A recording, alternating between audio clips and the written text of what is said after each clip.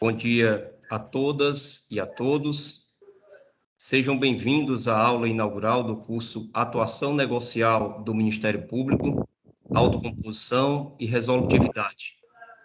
Este evento é uma realização do Centro de Estudos e Aperfeiçoamento Funcional, CEAF, do Núcleo Permanente de Incentivo à Autocomposição do Ministério Público do Ceará, NUPIA, da Escola Superior do Ministério Público e da Universidade de Fortaleza. Quero saudar carinhosamente o nosso Procurador-Geral de Justiça, o Dr. Rafael Pinheiro Freitas, agradecer a sensibilidade e o apoio dado não apenas a este projeto, mas em todas as ações desenvolvidas pelo Núcleo Permanente de Incentivo à Autocomposição do Ministério Público do Ceará. Quero saudar o conselheiro e corregedor-geral do Conselho Nacional do Ministério Público, o dileto amigo Dr. Rinaldo Reis, conterrâneo que tanto nos orgulha em face do trabalho e dedicação em prol do Ministério Público Brasileiro. Doutor Rinaldo, estamos honrados e muito felizes aqui com a sua presença, mesmo que seja virtualmente, aqui conosco neste evento. Quero saudar o querido amigo, professor Alessander Salles, representando aqui a Universidade de Fortaleza, uma parceria imprescindível na construção e realização deste curso. Estendendo também aqui a saudação ao professor Gustavo Raposo, à professora Gabriela Lima, à professora Lília Salles e a todos que fazem a Universidade de Fortaleza, Unifor, que tanto orgulho dá a nós cearenses. Quero saudar o servidor do Conselho Nacional do Ministério Público, o Vladimir da Mata Gonçalves Borges, que muito nos honra com a presença, aqui representando a Unidade Nacional de Capacitação do Ministério Público no Conselho Nacional do Ministério Público.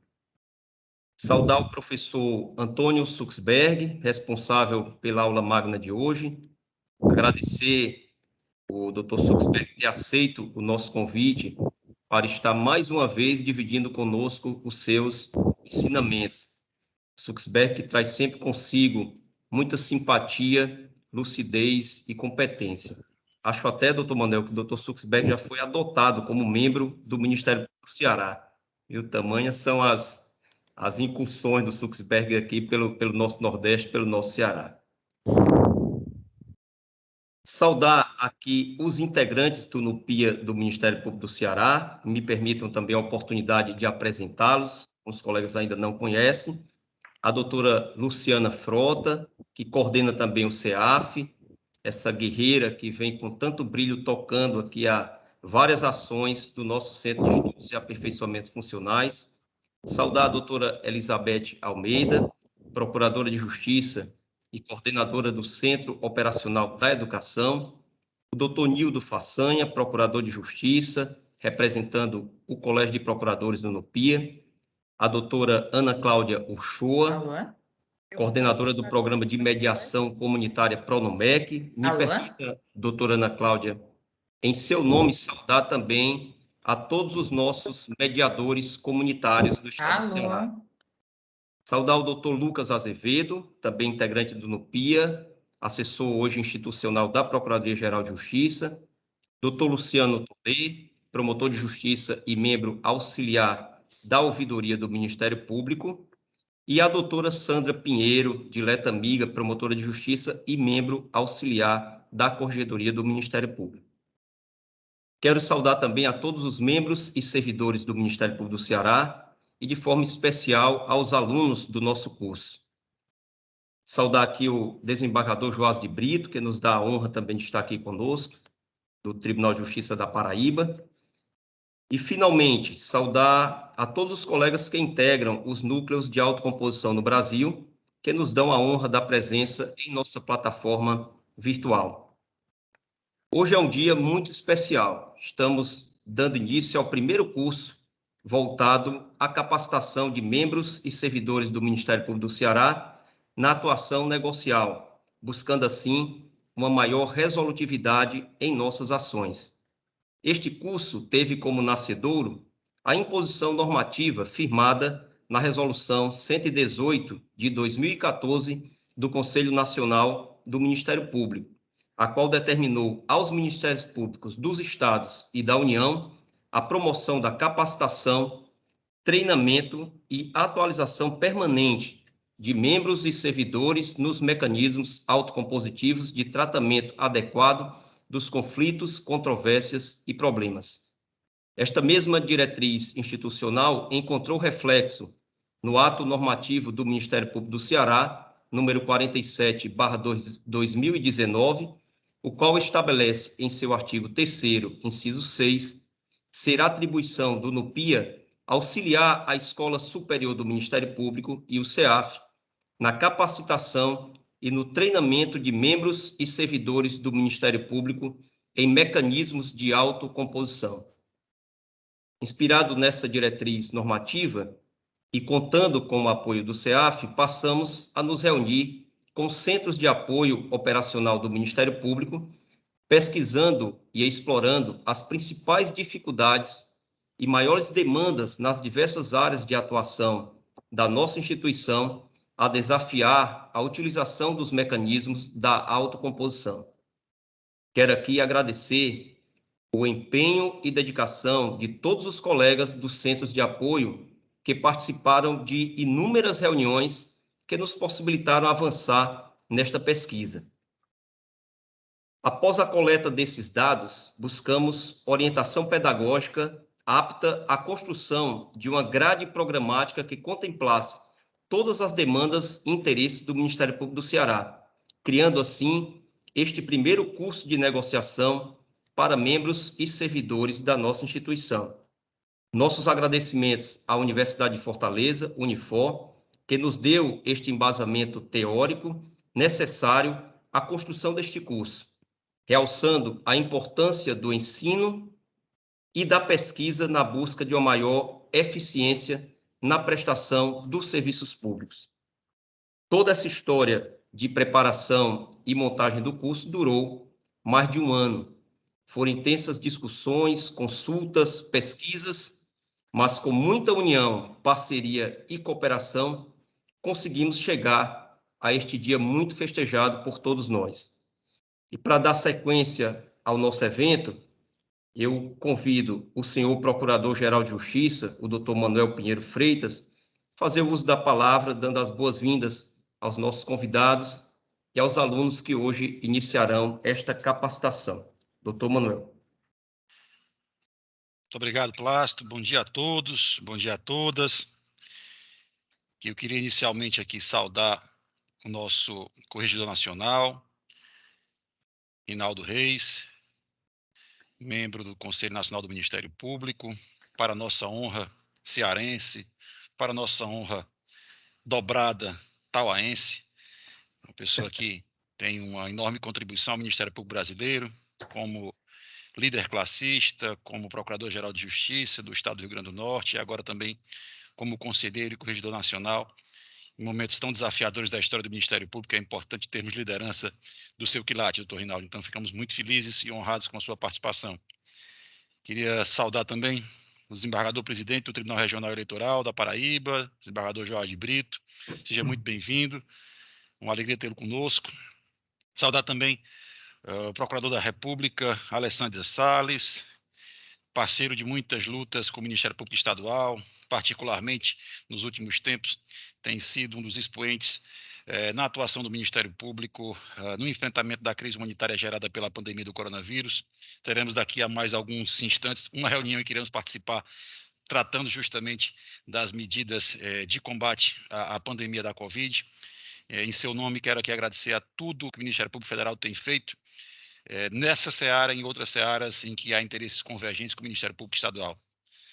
Quero também saudar aqui de forma carinhosa o Dr. Plácido Rios, nosso diretor da Escola Superior do Ministério Público, que com esse evento e muitos outros, juntamente com a doutora Luciana Frota, nossa coordenadora do CEAF, tem contribuído para elevar o nível da formação dos membros e servidores da nossa instituição e para a produção de conhecimento útil e relevante para a sociedade, indo muito além dos interesses mais próximos à instituição do Ministério Público, contribuindo para a construção de um espaço de liberdade, de justiça, que é o desafio posto à instituição e à sociedade em todos os momentos e neste mais do que nenhum outro da nossa história recente. Quero aqui também saudar de forma muito especial e carinhosa os membros do NUPIA, já saudei a doutora Luciana Frota, mas também saudar os eminentes procuradores de justiça, doutor Nildo Façanha, doutora Elizabeth Almeida, doutora Ana Cláudia Uchoa, também, que é coordenadora do nosso núcleo de mediação, que de muito tempo já é um entusiasta de todas as experiências do Ministério Público em matéria de composição de interesses fora da jurisdição, e é uma referência para todos nós pelo trabalho que vem desenvolvendo nessa área e também na área da saúde pública. Afinal de contas, ela é promotora da saúde pública aqui na capital. Quero saudar de forma muito especial o amigo Gustavo Fragoso, a professora Gabriela Lima, que aqui representam a Universidade de Fortaleza. Em nome dos professores, eu quero aqui também estender o meu agradecimento à Universidade de Fortaleza por mais uma parceria que tem firmada com o Ministério Público, nesse contato tão rico, tão proveitoso que a instituição do Ministério Público tem com a academia. Nós nos reciclamos, nos renovamos, é uma parceria em que há ganhos para os membros e servidores do Ministério Público, para a universidade e para toda a sociedade no conjunto dessas relações institucionais e acadêmicas. Quero saudar o Vladimir da Mota, servidor do Conselho Nacional do Ministério Público, que está ligado à nossa Unidade Nacional de Capacitação. Seja muito bem-vindo, Vladimir. Uma honra tê-lo conosco. Saudar o querido colega, doutor Plácio já bem disse, o Suxberg é quase já um membro do Ministério Público do Estado do Ceará. Nós estamos trabalhando por isso.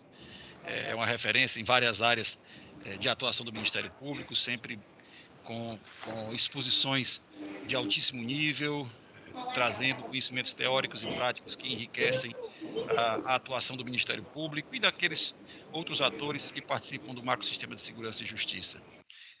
Saudar os promotores de justiça que estão aqui conosco, vejo muitos colegas promotores aqui participando desse evento, isso me deixa muito feliz.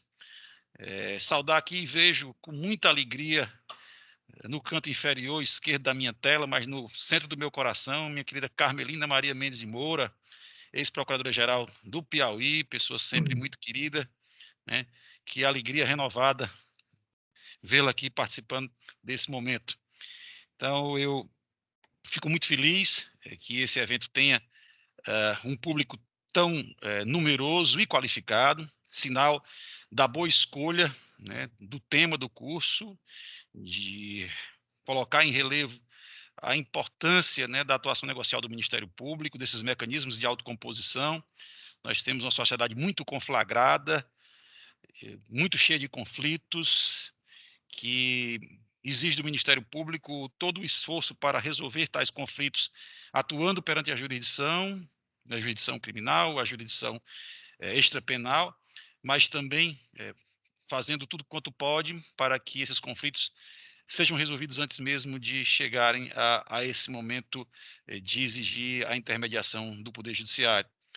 É um desafio como sociedade que nós temos de reduzir os níveis de conflituosidade, e quando a própria sociedade é empoderada, quando ela tem mecanismos para resolver esses conflitos de forma menos formal, o resultado é muito, muito útil para a promoção de todos os interesses do corpo social. Então, eu fico muito feliz de ter pessoas muito comprometidas com a causa da atuação do Ministério Público nessa seara, pessoas que de muito tempo já trabalham com isso e que agora, com esse contato através da parceria com a Unifor, nós teremos com certeza a condição de estar mais capacitados para desenvolver melhor ainda os nossos papéis na indução da solução de conflitos fora do campo jurisdicional. Então, eu fico muitíssimo feliz,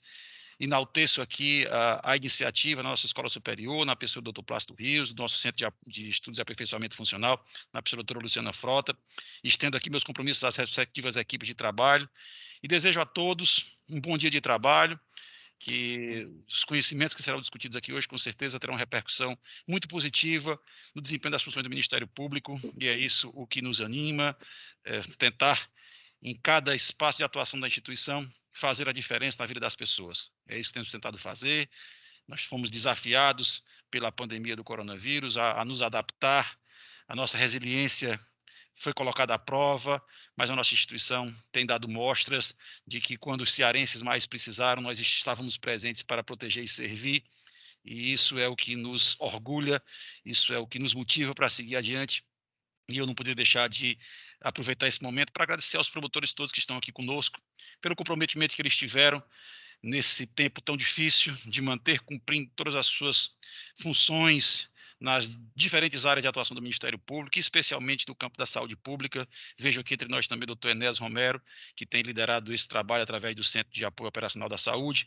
Agradecer a vocês todos pelo conforto que me dá de olhar para o que nós estamos passando e poder dizer que o Ministério Público esteve presente e estendeu a mão na hora que o cearense mais precisava. Muito obrigado a todos e um bom dia, doutor Plácido. Vossa Excelência tem a palavra mais uma vez. Obrigado, doutor Manuel. Muito significativa a presença de Vossa Excelência nesse evento. Agora eu anuncio a palavra do nosso Corregedor Nacional do Ministério Público, conselheiro do Conselho Nacional do Ministério Público, esse dileto amigo, esse cearense arretado, doutor Rinaldo Reis Lima.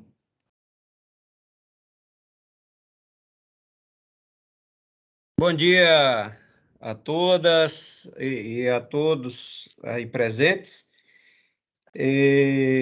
Quero, então, aqui muito rapidamente, cumprimentar a todos aí que nos assistem, a todos que eventualmente estejam presentes fisicamente, se houver, aí eu não sei se é híbrido esse evento, mas eu quero cumprimentar a todos que estão participando, seja presencialmente, seja virtualmente, deste evento, mas eu me sinto também na obrigação de, muito rapidamente, cumprimentar destacadamente alguns dos presentes, e eu inicio, então, aí pelo Procurador-Geral de Justiça do Ministério Público do Ceará, meu amigo Manuel Pinheiro de Freitas, companheiro de lutas de longa data. Nós fomos contemporâneos na CONAMP, ali nos idos de 2009, 2010, quando o Manuel era presidente da Associação do Ministério Público do Ceará e eu presidia a Associação do Ministério Público do Rio Grande do Norte. E ali, apesar de não nos conhecermos, mesmo sendo dois tauaenses, e mesmo tendo ali ligações das nossas famílias, ali que depois nós descobrimos, mas ali nasceu a grande admiração e uma grande amizade e uma grande parceria em prol do Ministério Público. O Manuel sempre foi um grande lutador do Ministério Público, então vocês que têm aí a honra de tê-lo agora como Procurador-Geral de Justiça, saibam que o Manuel é um grande idealista das causas do Ministério Público, um grande defensor da nossa instituição a nível de Brasil. Então, Manuel, é sempre uma alegria rever você, estar nos eventos que você participa, é sempre para a gente uma alegria imensa. Saudar também o meu amigo Plácido Barroso Rios, que também, da mesma forma que o Manuel, foi presidente da Associação do Ministério Público do Ceará.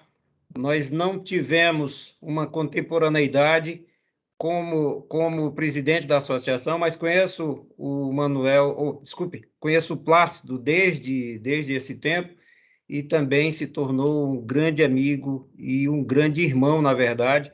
O Plácido sempre lutou muito também por todas as causas, continua lutando por todas as causas da nossa instituição a nível de Brasil, e eu tenho a honra de ter sempre tido o Plácido como um parceiro também em todas as nossas lutas. Nós somos contemporâneos como procuradores gerais de justiça, e tivemos grandes lutas que travamos juntos, que travamos como parceiros, e tenho certeza que em todas nós fomos vitoriosos, Plácido, ainda que não tenha saído tudo exatamente como a gente lutava, mas nós sempre combatemos o bom combate, seja no Congresso Nacional, seja aqui no Conselho Nacional também.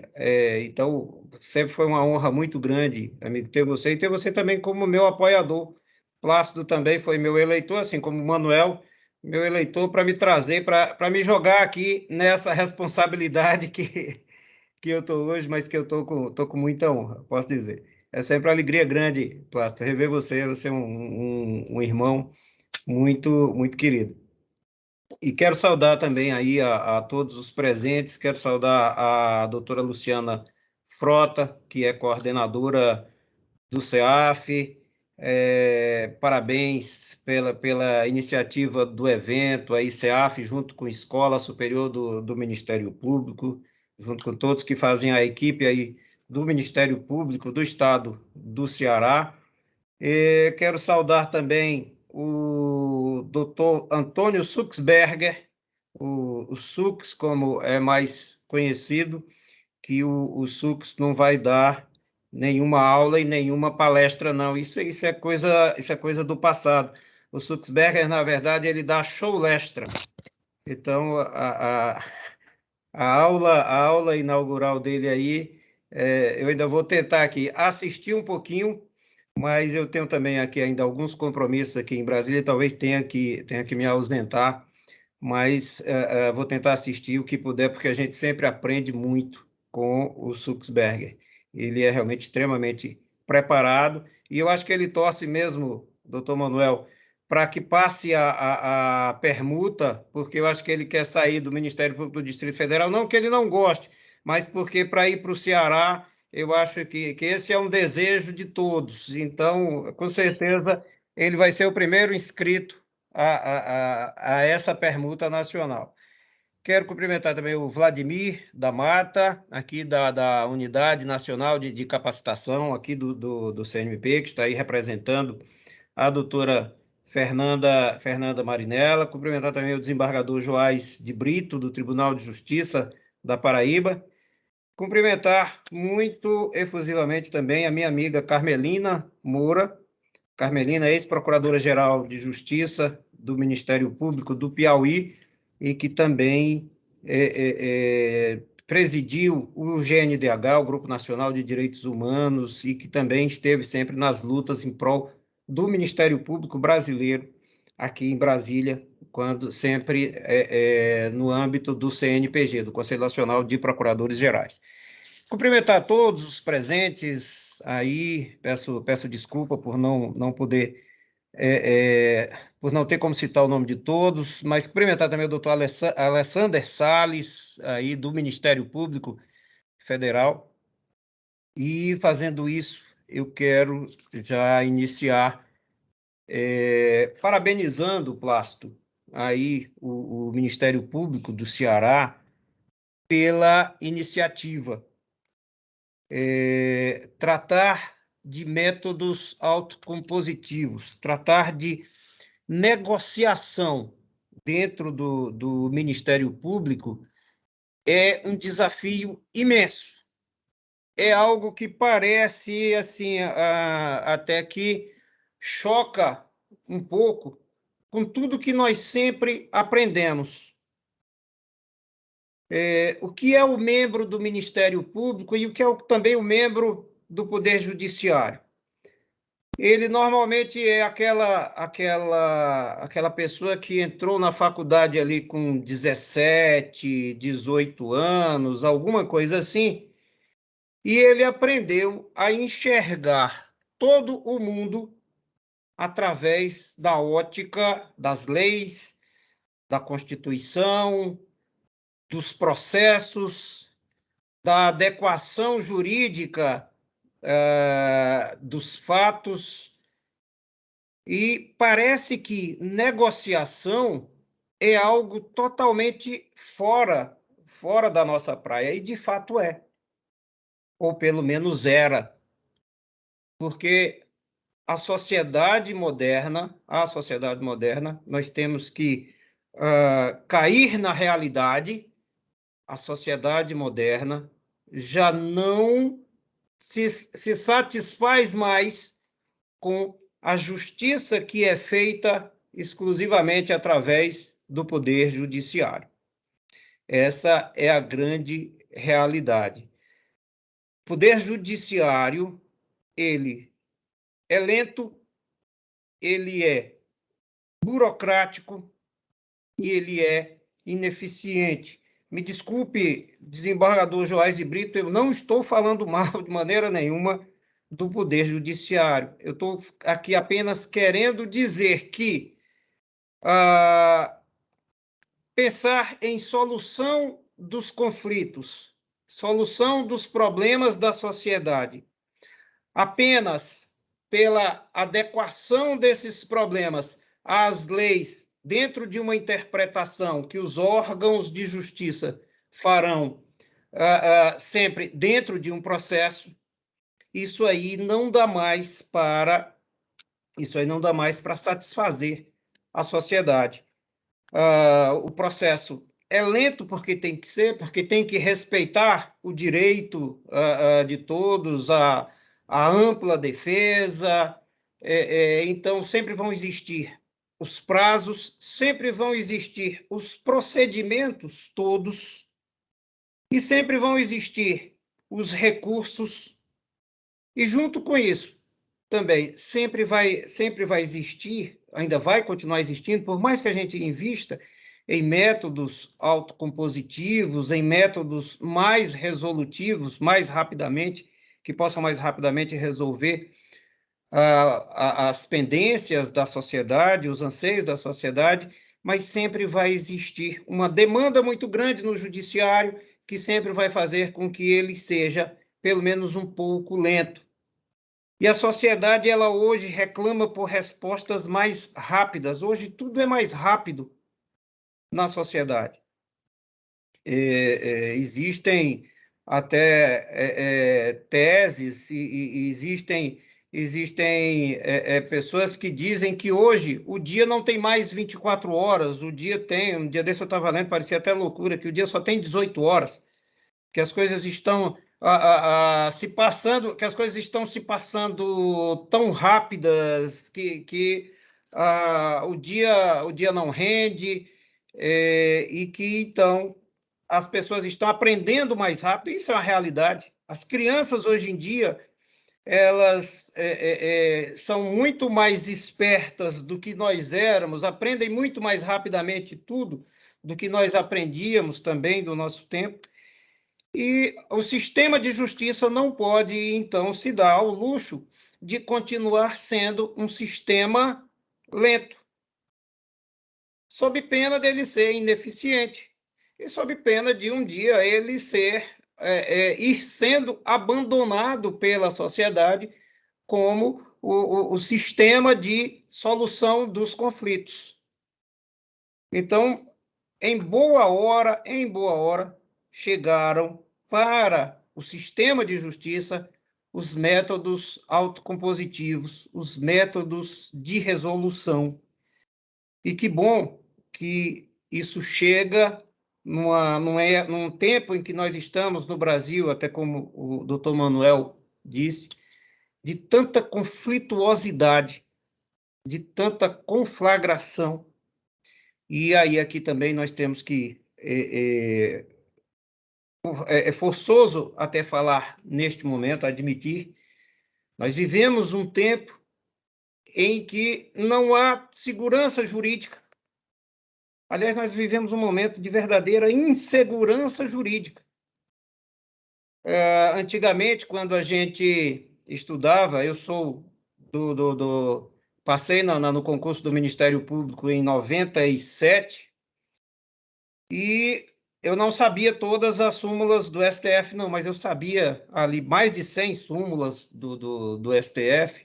Eu sabia a grande quantidade uma grande quantidade também de súmulas do STJ, e a gente sabia qual era a linha de entendimento do Supremo Tribunal Federal, e a gente estudava isso aí para o concurso.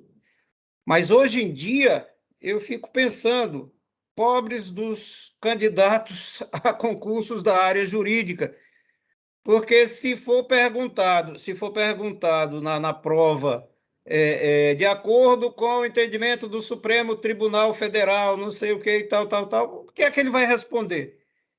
Porque o próprio Supremo Tribunal Federal ele tem mudado os seus entendimentos, não há mais uma segurança hoje de que uma decisão tomada ontem, ela vai estar ainda sendo válida hoje. Infelizmente, a gente vive este momento de insegurança jurídica no Brasil.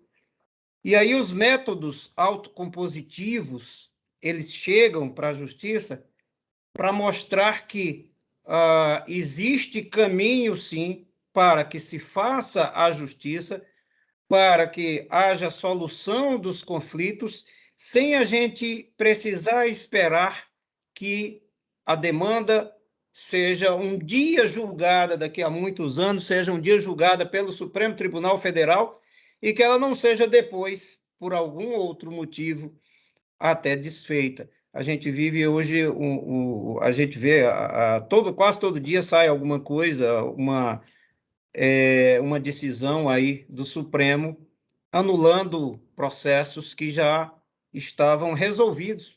Lava Jato, por exemplo, né?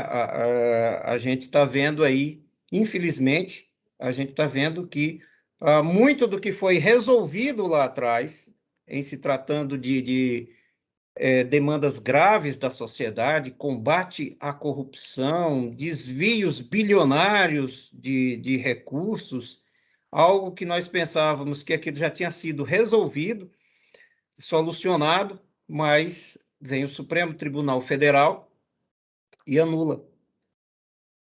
Então, não há mais como simplesmente esperar que o Supremo Tribunal Federal um dia resolva as demandas.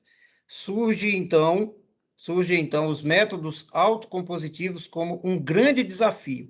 E aí é um grande desafio porque, como eu estava dizendo há pouco, o membro típico hoje do Poder Judiciário e do Ministério Público, assim como também das defensorias, procuradorias de Estado, etc., ele é aquela pessoa que aprendeu a enxergar tudo no mundo pela ótica jurídica, a ótica da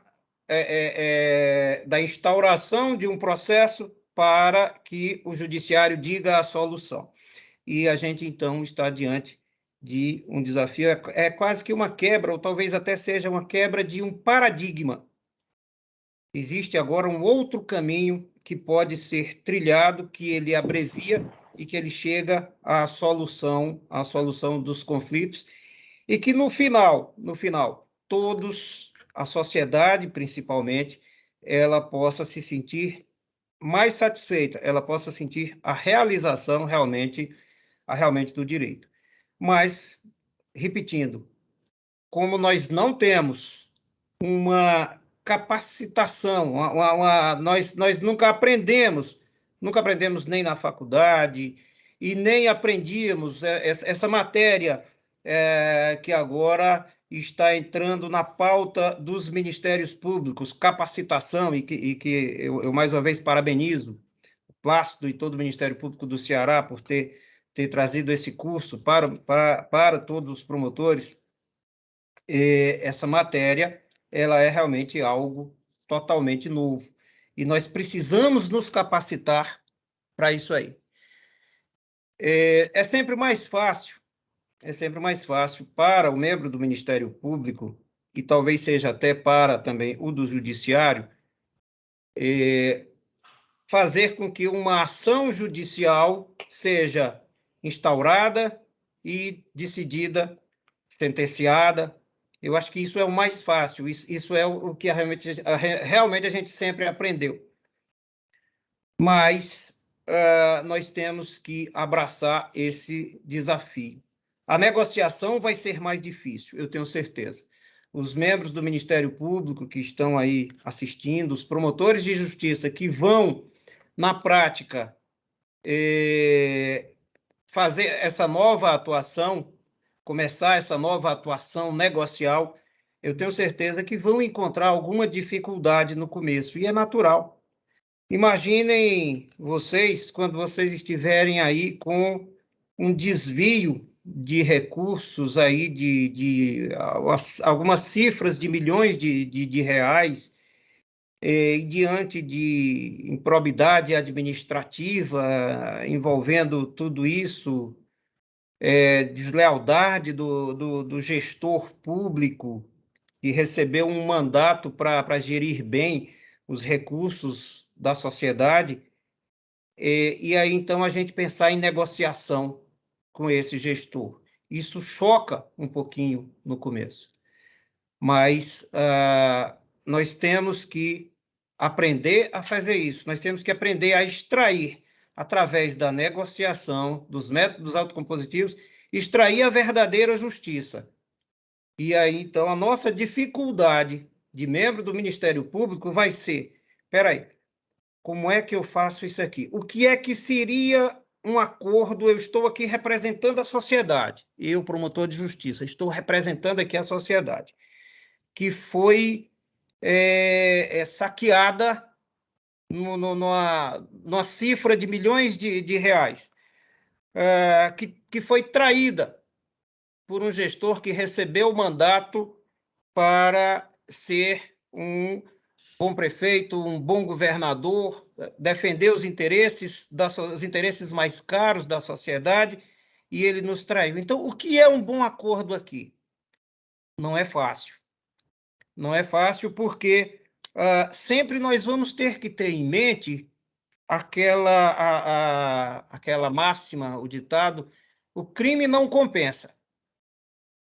Então, nunca aquele agente que cometeu um crime de corrupção, que cometeu uma improbidade administrativa ou qualquer outro tipo de crime, também de qualquer outra área, nunca ele vai poder sair com a sensação de que saiu no lucro. Ele pode, e é um direito dele, até de pensar que fez o melhor negócio. Como fez o melhor negócio? Entre pegar uma pena grande de reclusão e ainda perder também todos os bens e etc., ele pagar aquele valor, ele se submeter a algumas outras condições, ele tem que pensar, é melhor eu vir por aqui do que eu enfrentar o processo e ser sentenciado e ser condenado. Ele pode até pensar assim, mas ele não pode sair com a sensação de que o crime compensou. Desviei milhões, paguei pouca coisa aqui, consegui fazer um acordo ali que o promotor de justiça me propôs e tal, e eu, então, estou bem. O crime compensou. Então, nós temos que ter muito cuidado com isso.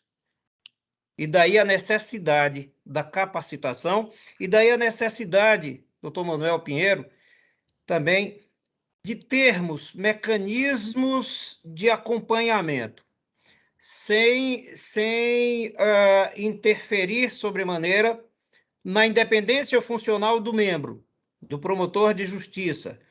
Mas o Ministério Público ele tem que ter, pelo menos, mecanismos de acompanhamento, como também no Judiciário, para que os acordos, os métodos autocompositivos, como todo acordo de leniência, o acordo de não persecução firmado, ele tenha ali expressado verdadeiramente o interesse da sociedade. Então, é algo ainda relativamente novo. O CNMP se debruça sobre isso neste momento.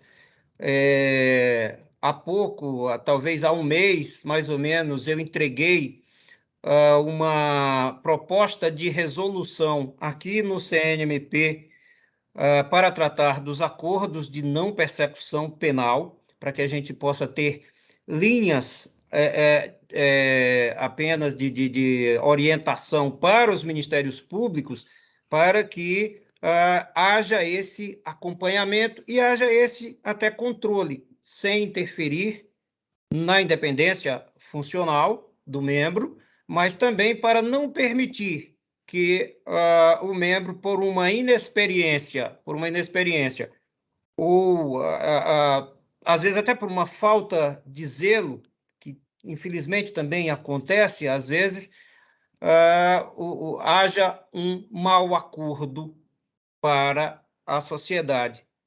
Então, há um mês, mais ou menos, nós entregamos o Dr. Suxberger. Ele me deu a honra de participar do grupo de trabalho que nós coordenamos na Corregedoria Nacional, e nós entregamos essa proposta de resolução para levar aos Ministérios Públicos orientações para alguns cuidados nos acordos de não persecução penal. Mas, em boa hora, vem realmente esse curso de capacitação feito pelo Ministério Público do Ceará. Acho que é preciso uma nova cultura realmente dentro do Ministério Público, para os membros do Ministério Público. Nós temos que mudar o nosso perfil, nós temos que ser vistos pela sociedade como defensores dos interesses da sociedade, dos interesses efetivos, e nós não podemos, então, permanecer simplesmente na solução de conflitos através dos processos, até porque isso só gera mais conflituosidade e não gera nenhuma segurança jurídica. Então, se nós somos agentes políticos, e nós dizemos sempre isso, somos agentes políticos, se nós somos agentes políticos, nós temos que verdadeiramente buscar as melhores maneiras de defender o interesse da sociedade. E nisso, então, a gente entra nessa nova seara. Eu acho que cabe ao Ministério Público, ao membro do Ministério Público também, repensar a sua atuação. Atuações midiáticas sem efetividade, nós estamos vendo aí, não resolvem, só trazem mais conflito ainda. E, então, quero parabenizar mais uma vez o Ministério Público do Ceará por isso, e só dizer o seguinte: nós, Ministério Público, temos que ser verdadeiramente os protagonistas dessa nova era. Se nós não formos, outros órgãos chegarão para ser. Eu não tenho nenhuma dúvida que outros órgãos também começarão a fazer esses acordos, tentarão resolver os problemas da sociedade, e se nós, então, não estivermos com a nossa cultura de negociadores da sociedade já bem firmada, nós vamos ficar para trás, tá? Como já ficamos em algumas outras situações. Então, vamos assumir esse protagonismo, vamos ter coragem. Não é fácil, a responsabilidade é muito grande, mas eu tenho certeza que é um desafio que todos nós podemos vencer. E eu tenho certeza que o Ministério Público será, sim, o grande protagonista dessa nova era de solução dos conflitos. Então, é isso. Agradeço demais pelo convite, Plácido, meu irmão querido. Estou sempre à disposição do Ministério Público do Ceará. Manuel, uma grande alegria estar mais uma vez aí com você, e parabenizo aí a você por essa gestão exitosa. E então desejo um ótimo dia aí para todos, que seja um ótimo evento, bastante produtivo. Muito obrigado. Doutor Rinaldo, nós que agradecemos, ficamos lisonjeados com a fala, saiba do orgulho que temos desta grande amizade, e principalmente agradecer essa voz de apoio da Corregedoria Nacional do Conselho Nacional do Ministério Público à negociação aos métodos autocompositivos no Ministério Público brasileiro.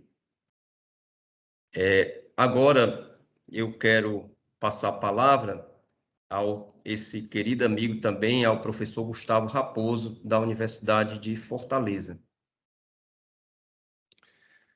Bom dia. Tá para ouvir bem o microfone? Tá sim. Tá bom. Bom dia a todos e todas. Eu quero aqui começar registrando o sentimento de alegria que eu tenho por estar aqui. Tá? Então, eu enxergo esse momento como um momento para celebrar, comemorar, porque esse projeto ele não é simplesmente mais um curso.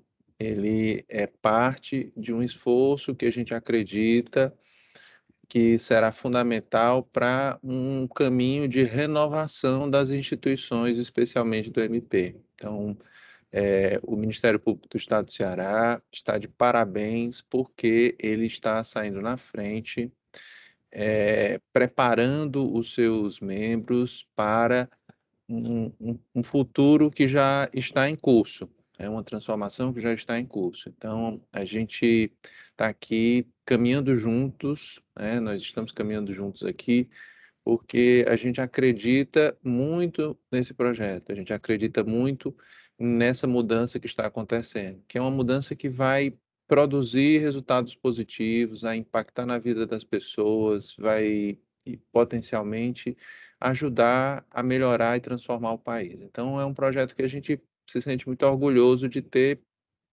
participado, tá?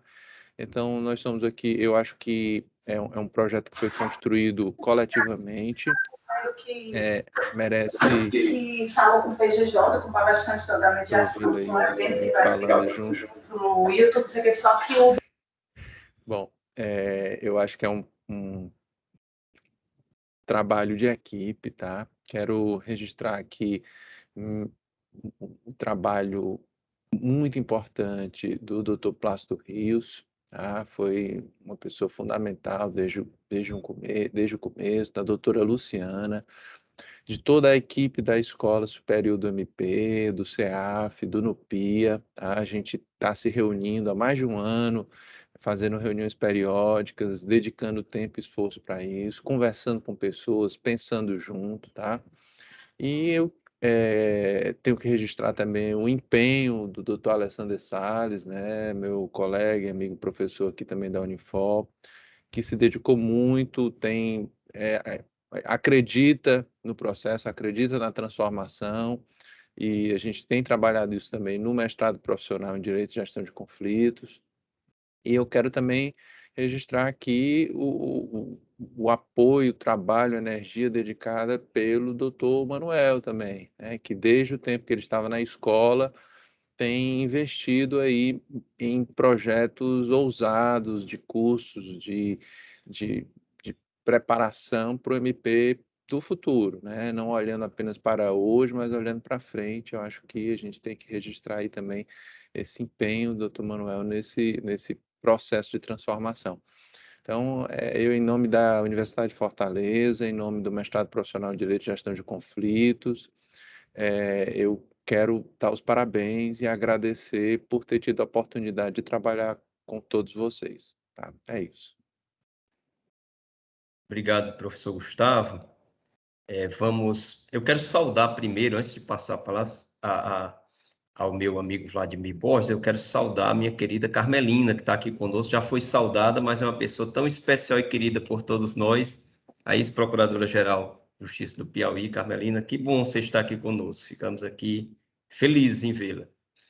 Então, passar a palavra ao servidor do Conselho Nacional do Ministério Público, doutor Vladimir da Mata Gonçalves Borges, representando aqui a Unidade Nacional de Capacitação do Ministério Público no Conselho Nacional. Vladimir, por favor, uma honra tê-lo conosco.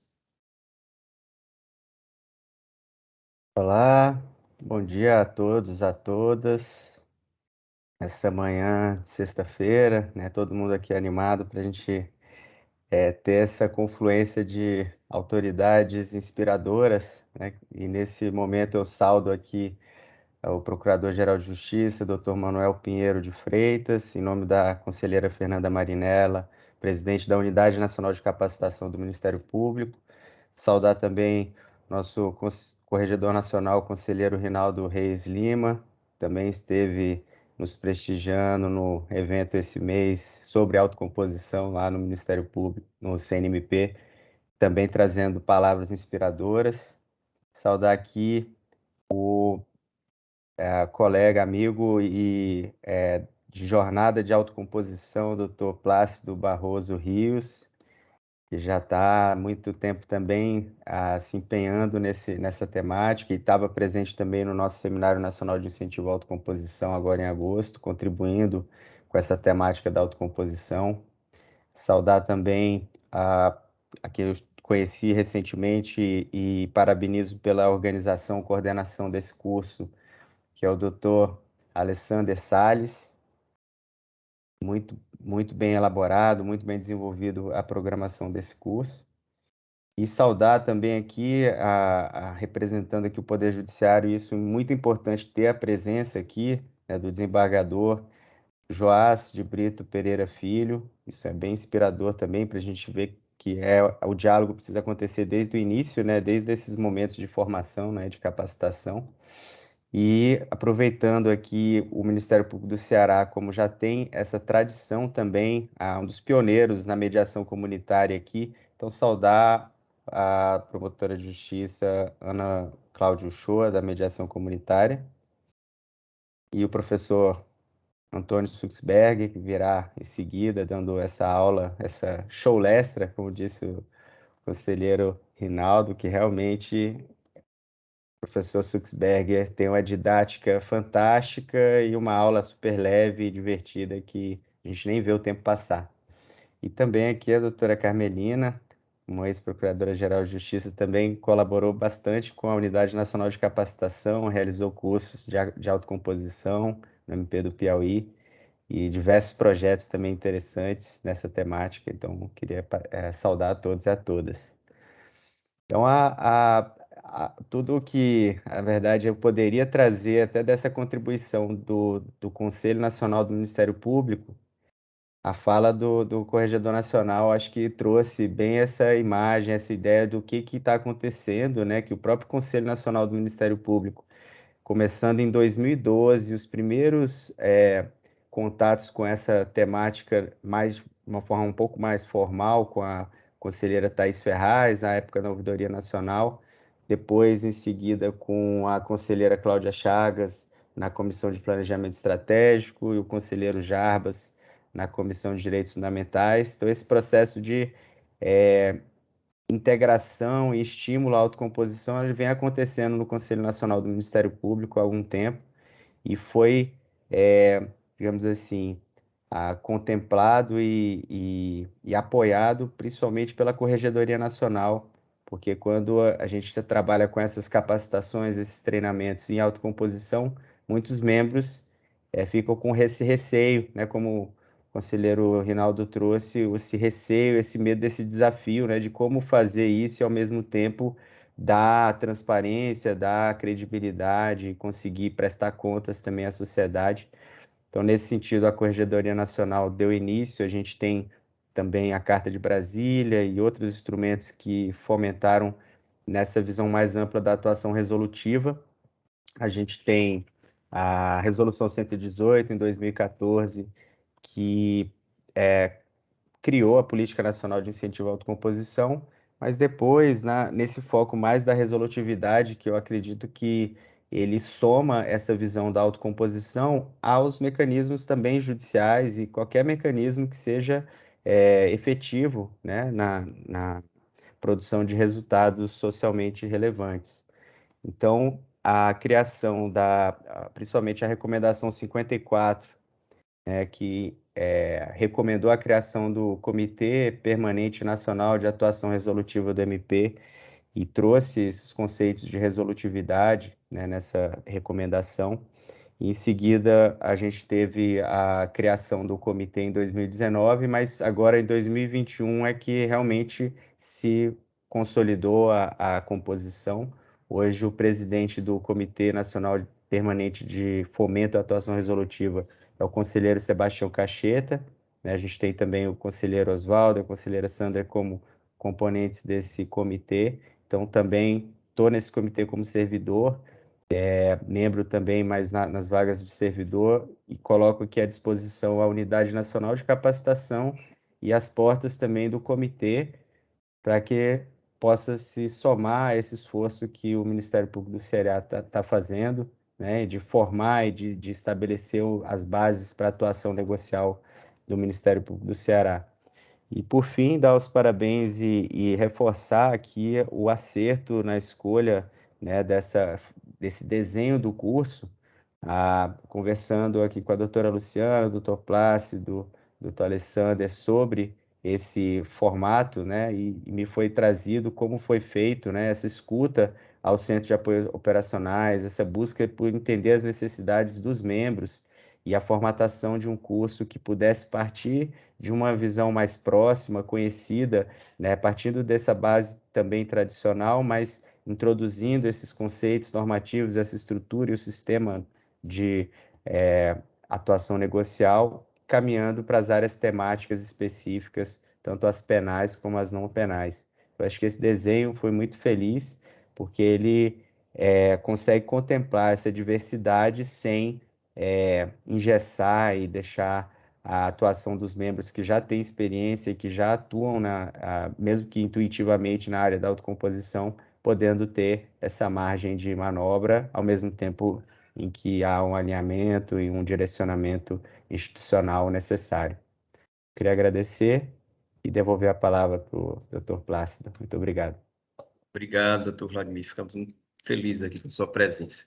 Bom, antes de passar a palavra aqui para o meu amigo Alessandro, eu quero só fazer um registro da presença aqui na nossa plataforma do doutor Francisco Disseu Barros, um querido amigo, Disseu, que foi ex-procurador-geral de Justiça de Pernambuco e autor do livro Acordos Criminais, na minha visão, um dos melhores livros que tratam sobre essa temática no Brasil. Muito obrigado, Disseu, pela presença. E passar a palavra ao doutor Alessander Salles, dileto amigo, coordenador do nosso curso perante a Universidade de Fortaleza. Doutor Alessander. Bem, bom dia a todos, serei bem breve. O professor Gustavo, nosso coordenador do curso, já fez as saudações em nome da Universidade de Fortaleza, mas eu queria brevemente dizer, Plácido, que é uma honra estar aqui nesse momento, agradecendo tanto a você como a Luciana e ao Procurador-Geral de Justiça, o Manuel, pela confiança em ter incluído e buscado a Universidade de Fortaleza para desenvolver esse projeto.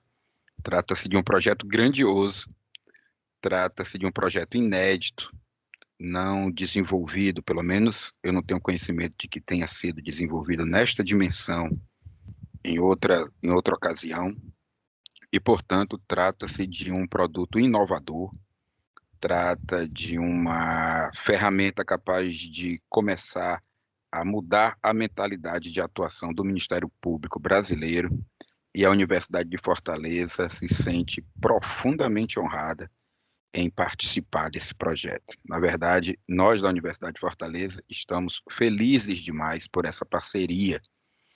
Nós ontem recebemos aí uma notícia muito boa, é por isso que todos nós hoje, professor Gustavo, eu, a professora Gabriela está aqui também, temos alunos aqui, desembargador Joás, que é aluno do nosso programa, está aqui também, todos nós, você, Plácido, que foi aluno do nosso programa também, nós ficamos muito felizes por termos aí alcançado o ingresso num dos índices mais elevados de avaliação da educação do mundo, o ingresso no seleto grupo das 10 melhores universidades do Brasil, e ao ingressar nesse grupo, como a melhor universidade privada do Brasil nesse momento. Então, nós estamos em festa, por isso que nós estamos rindo aqui efusivamente, e muito mais felizes agora com esta parceria, né? Então, eu queria apenas dizer que esse curso é um desafio para a universidade, é um grande produto do nosso mestrado, o nosso mestrado que tem se consolidado. Nós estamos agora na 7ª turma do nosso mestrado em Direito e Gestão de Conflitos.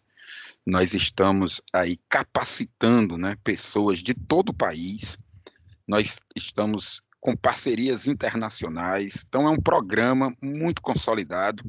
Nós temos aqui, eu estou vendo aqui a a Juliana também, que foi nossa aluna, foi minha orientanda. Nós temos vários colegas do Ministério Público, como alunos, juízes, advogados. É um mestrado que só cresce e vai crescer muito mais agora com esse projeto. Queria fazer, então, um agradecimento ao Ministério Público do Estado, doutor Manuel Pinheiro, grande companheiro. Como ele disse, em breve estaremos mais uma vez numa reunião do grupo de enfrentamento à Covid, que é um grande exemplo, né? Com certeza vai ser estudado nesse curso, que é um grande exemplo de atuação consensual, de construção de consenso para políticas públicas de enfrentamento à pandemia. Queria, então, saudar o Ministério Público na pessoa do doutor Manuel, que deu apoio total a esse projeto, Luciana, Plácido, que trabalharam, Marcela, todos os servidores que se engajaram, os colegas promotores dos centros operacionais, que deram para a universidade a visão das demandas do Ministério Público, realmente muito importante, mais de um ano de trabalho, tentando formatar o curso, e agora nós chegamos nesse momento de abertura, né? Quero saudar também o doutor Rinaldo, né, por conta das palavras muito bem colocadas, doutor Rinaldo Reis. Doutor Rinaldo, eu também fui promotor de justiça aí no Rio Grande do Norte, viu? Embora por 8 meses apenas, eu estive aí na saudosa comarca de Areia Branca. Então, passei esse período aí, muito me orgulho de ter atuado aí no Ministério Público do Rio Grande do Norte. Sempre bem organizado, sempre muito bem conduzido, e não é à toa que tem gerado aí várias lideranças para o Ministério Público brasileiro. O senhor é uma expressão dessa liderança. Então, como corregedor nacional, fico muito feliz, sabe, doutor Rinaldo, porque embora esteja aqui na condição de procurador, também de professor, também sou procurador da República, e é muito importante que as corregedorias comecem a entender também essa atuação para construir mecanismos de aferição da atividade do Ministério Público na atuação negocial, né? Ou seja, do ponto de vista quantitativo, como do ponto de vista da qualidade também do trabalho. Isso vai exigir também uma mudança de mentalidade das corregedorias para a aferição da eficiência desse trabalho. Então, é muito importante aí o seu engajamento, e vejo que tem interesse profundo na matéria e capaz de construir essa ferramenta nacional de aferição desse trabalho. Isso é muito importante, doutor Rinaldo, e acho que chegaremos na evolução nisso, né, para mostrar para os colegas que temos também ferramentas para atuação que não é atuação tradicional, né? Queria também saudar aqui o Vladimir. Vladimir, ontem conversamos, né? Trocamos aí algumas palavras, o Vladimir da Mota. Nossa aspiração, Vladimir, é que cursos desta natureza possam aí ser avaliados pela Unidade Nacional de Capacitação, e quem sabe essa ideia possa aí se desdobrar no país inteiro, né? Possa aí ter ramificações no país inteiro. O Ministério Público, como o doutor Rinaldo disse, precisa construir a sua capacitação, porque a onda vai chegar, está chegando já, e a atuação negocial vai se consolidar, e o Ministério Público tem que ser protagonista também na sua atuação, tem que estar no lugar mais elevado para poder conduzir essas negociações naquilo que é de sua atribuição. Quero fazer uma saudação muito especial a todos os membros e servidores do Ministério Público do Estado do Ceará, que neste momento ingressam no curso como alunos, né? Sejam muito bem-vindos, a universidade está de portas abertas, nós vamos ter um canal permanente de comunicação, eu vou fazer a coordenação acadêmica desse curso, e para isso vou contar com o apoio imprescindível da professora Gabriela Lima, que está aqui conosco também, que faz parte do nosso staff na universidade. A universidade é grande, a universidade é uma universidade que tem toda a sua estrutura voltada para a prestação desse serviço específico, e ela está à disposição de todos os alunos. Então, sejam muito bem-vindos e são acolhidos como participantes do curso. Aos membros e servidores do Ministério Público de outros estados que estão aqui nessa aula inaugural aberta ao público, ainda não chegou o momento de termos um curso nacional aberto a todos. Acho que o Vladimir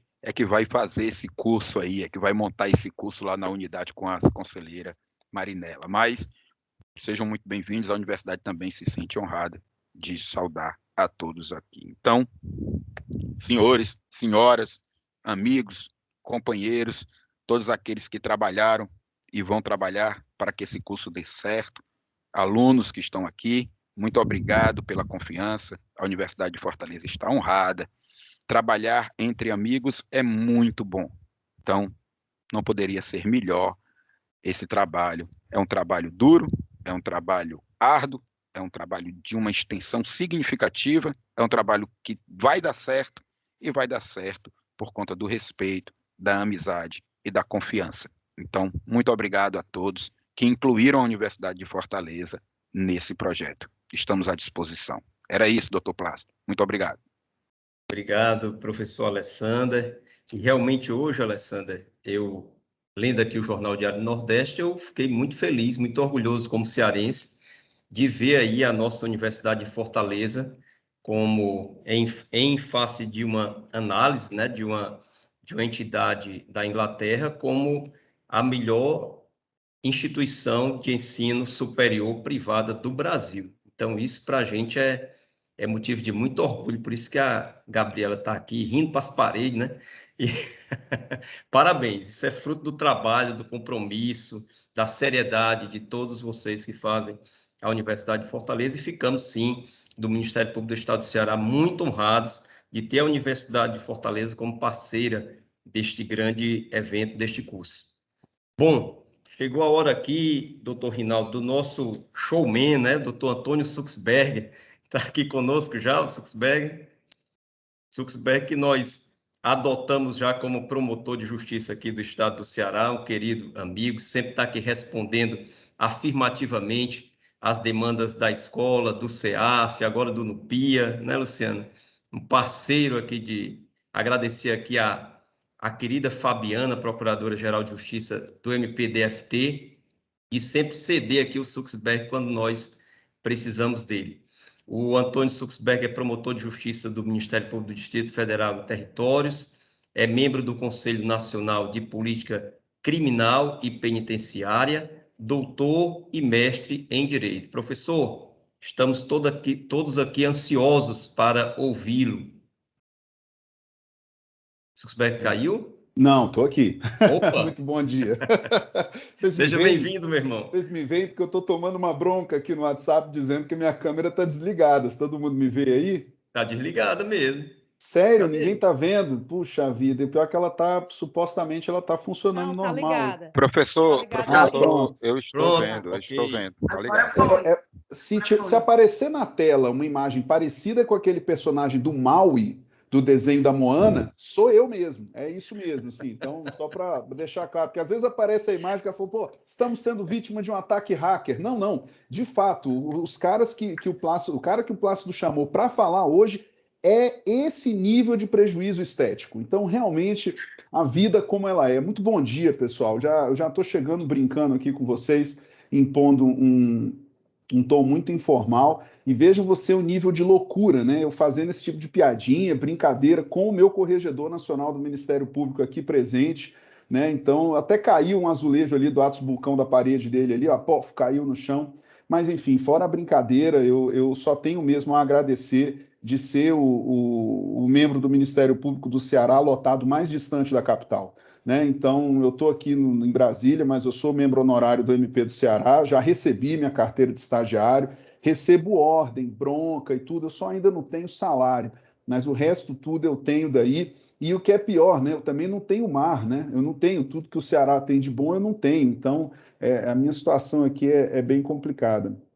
Mas fora a brincadeira, eu só tenho mesmo a agradecer esse convite muito especial do Dr. Plácido, cumprimentar toda a equipe do Ministério Público do Ceará, que não só, né, privo aqui dispõe aqui do companheirismo, do profissionalismo deles, mas verdadeiramente tenho amigos aí.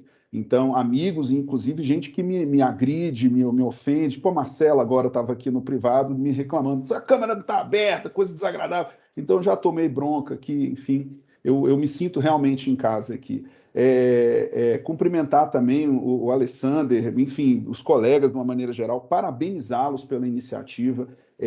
Oxalá o Ministério Público Brasileiro como um todo possa implementar iniciativas como essa que está sendo implementada aqui, ou seja, o Ministério Público caminhar, se utilizando, se aproximar do que seja a atuação das instituições de ensino superior.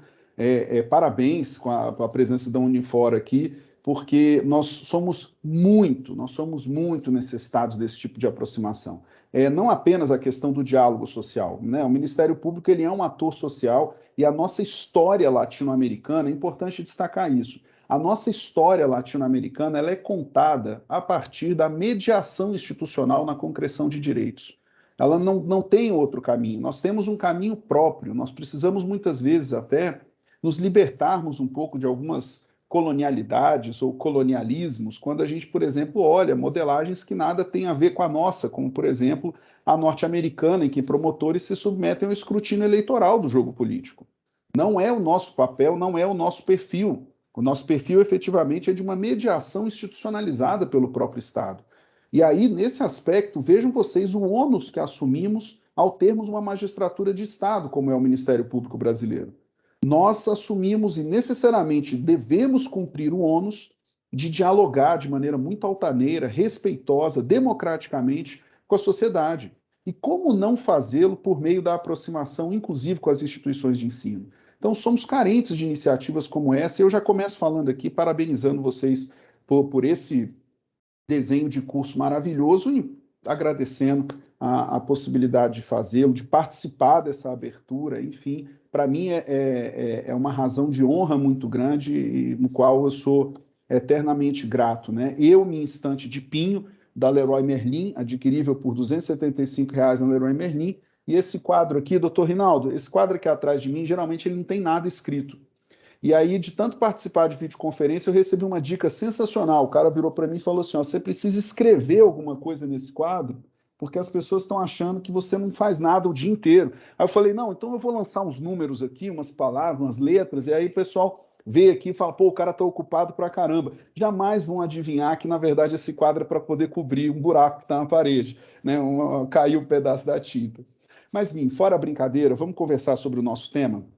Que o nosso tema é não só relevante, mas ele é urgente. Eu quero dividir aqui a minha exposição em dois pedacinhos, mas quero trazer essas temáticas da consensualidade do Ministério Público, essa nomenclatura de resolutividade da atuação. Eu não vou dizer que o dono da expressão seja o Gregório Assagra, mas eu acho que o nosso colega Gregório Assagra de Almeida, do MP de Minas, talvez tenha sido quem com maior felicidade tenha dito ou conseguido cifrar essa melodia que o Ministério Público realiza no seu diálogo social. Né? É isso que eu quero destacar. O Ministério Público ter por preocupação uma atuação resolutiva, ela recebe essa nomenclatura, recebe essa cifra, como eu estou dizendo, de uma música que todos nós devemos estar assobiando, como indicativo do que seja a formalização, a nomenclatura de uma atuação que não necessariamente se reduza à judicialização de demandas. Nós precisamos construir outros caminhos na concreção de justiça.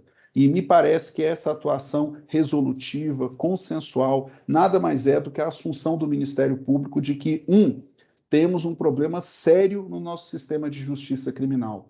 Nós não conseguimos atender de maneira adequada as demandas que alcançam a justiça.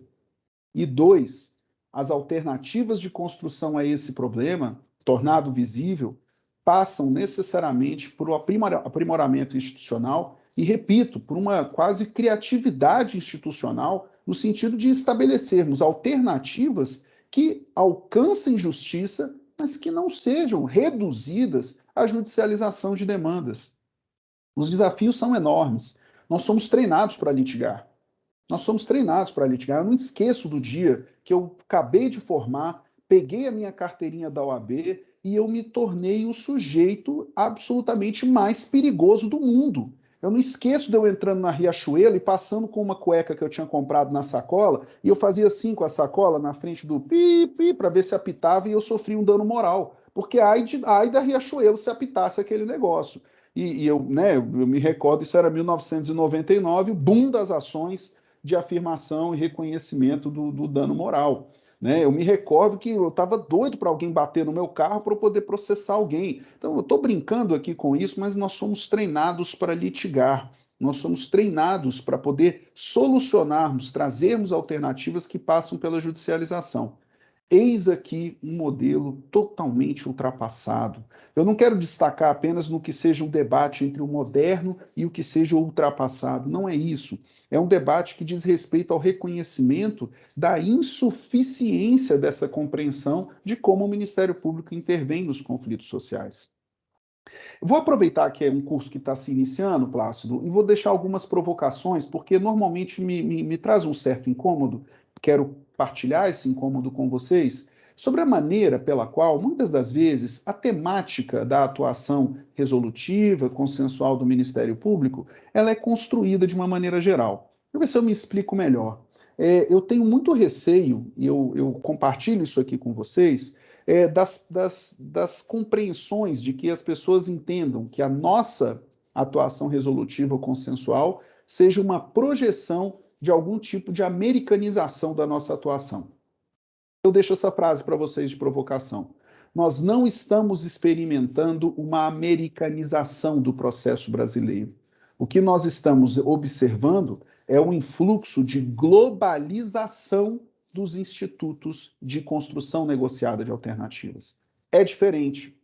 Se os Estados Unidos têm uma tradição jurídica muito conhecida e marcada pelas figuras da barganha, da plea, o plea bargain, isso não significa dizer que todas as projeções de justiça negociada e alternativa no mundo sejam tributárias ou reflexo dessa presença.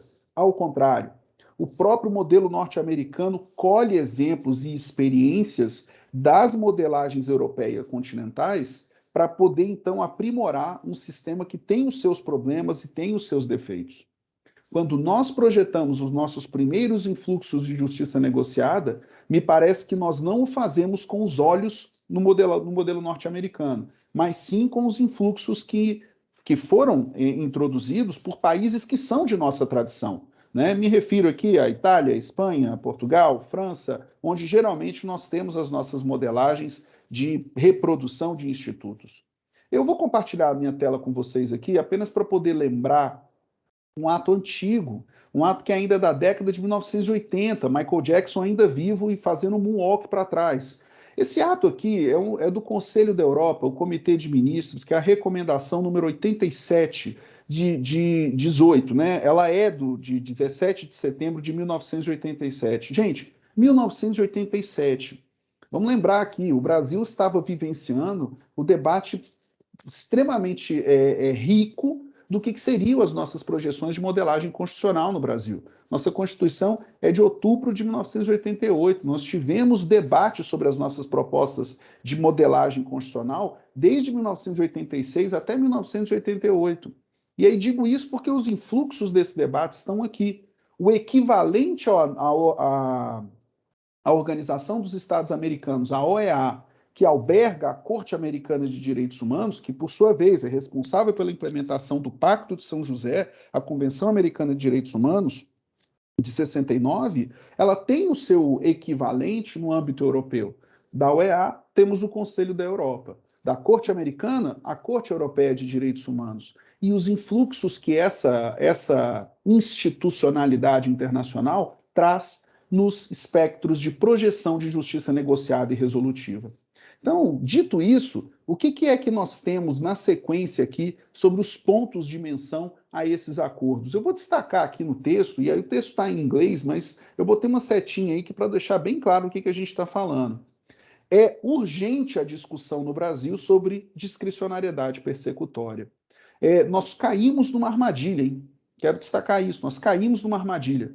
O direito processual penal brasileiro afirma, com razão, que o nosso processo penal é informado pela oficialidade. Onde é que está a armadilha? A armadilha está em confundir a ideia de oficialidade com o que seja um regime de legalidade estrito que, supostamente, não autorize processo decisório do Ministério Público. Processo decisório há. Ele existe. Ele existe desde o policial militar que está na rua e acolhe o sujeito que está com uma guimba de cigarro de maconha para levar para a delegacia ou simplesmente pega o cigarro de maconha, pisa em cima e dá um pedala Robinho na cabeça dele.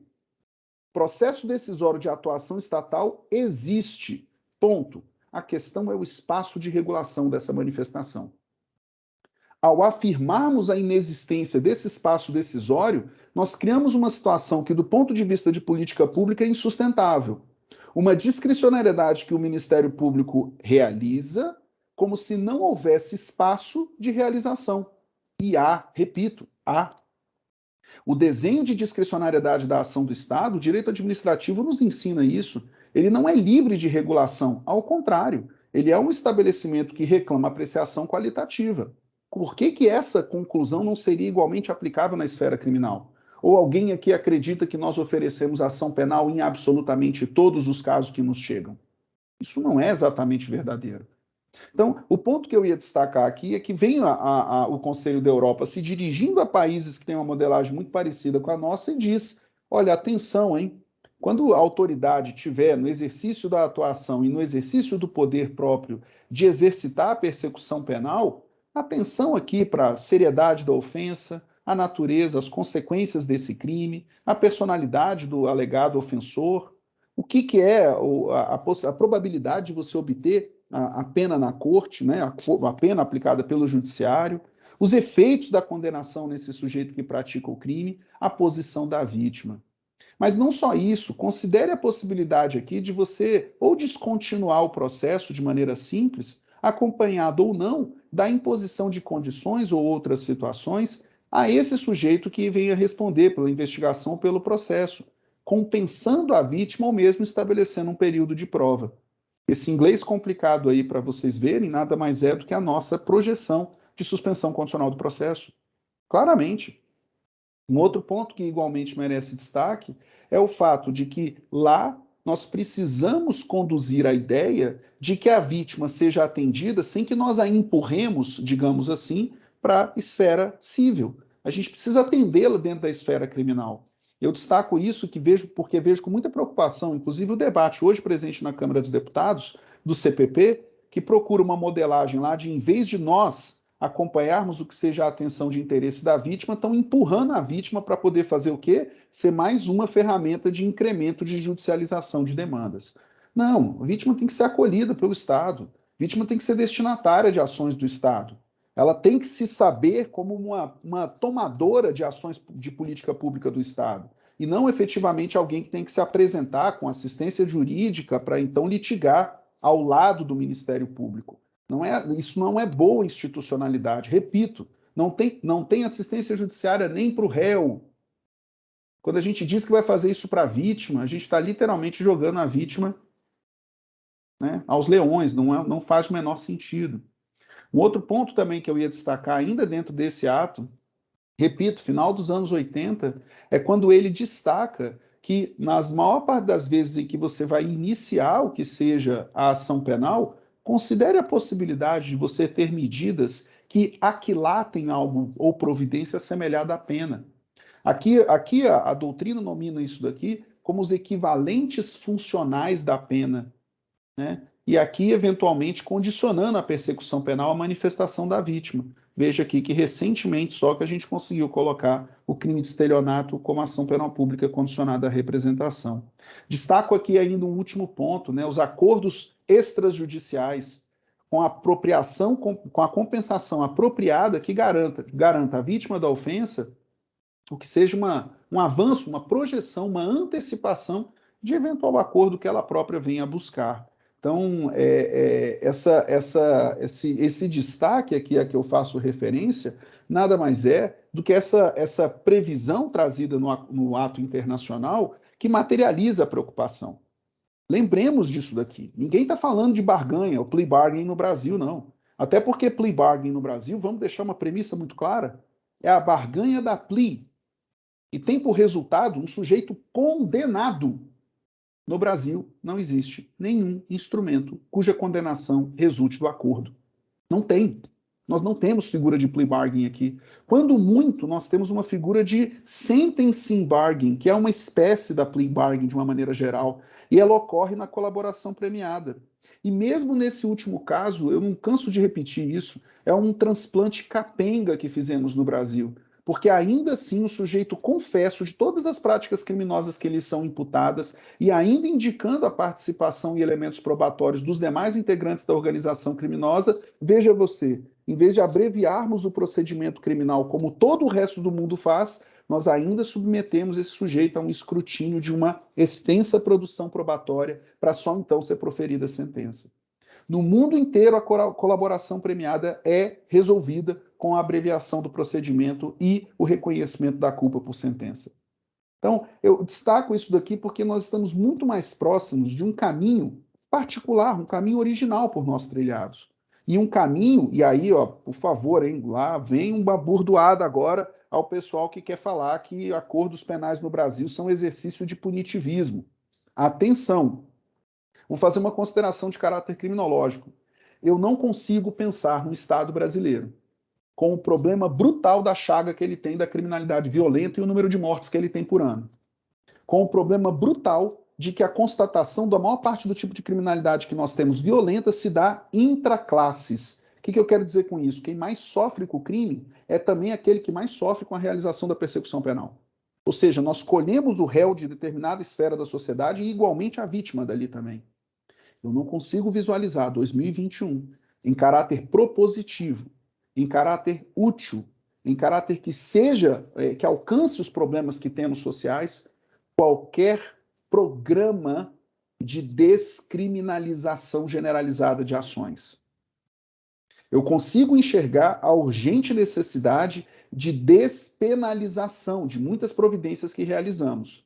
Mas, por outro lado, eu enxergo como um preço a que eu possa pagar para aprimorarmos o nosso sistema o incremento do controle penal com medidas de despenalização. Se eu falei muito complicado, explico aqui na sequência. A gente tem que diversificar as respostas penais. Eu tenho que criar possibilidades de construções que sejam céleres, rápidas, que alcancem aqui a preocupação antiga até mesmo, de que a resposta célere tem muito mais relevância e importância do que uma resposta que seja mais dura, que tarda muitíssimo a incidir.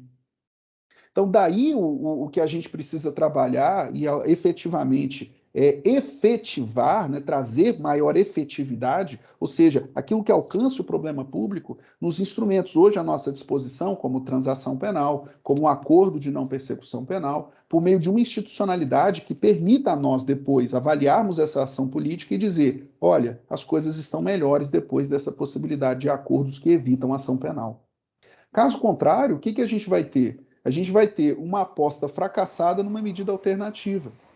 E aí isso cria um problema insustentável, porque o que a gente percebe hoje muito do dissenso do Ministério Público com relação a teses que aqui e acolá aparecem nos tribunais superiores, dizem respeito a uma pauta político-criminal implementada nos tribunais superiores que colide com o nosso papel de fiscal da lei. Eu não vejo com simpatia, por exemplo, o STJ dando decisões aqui e acolá, proferindo, por exemplo, freios, supostamente freios, tá? À atuação do Estado. Por que eu estou dizendo supostamente freios? Eu estou fazendo uma crítica aqui, por exemplo, à decisão do ingresso domiciliar em situação flagrancial, que o STJ diz que, apesar do flagrante do tráfico de drogas, o policial tem que buscar a decisão judicial. Eu não vejo essa decisão como avanço, Plácido. Eu vejo ela como um problema seríssimo.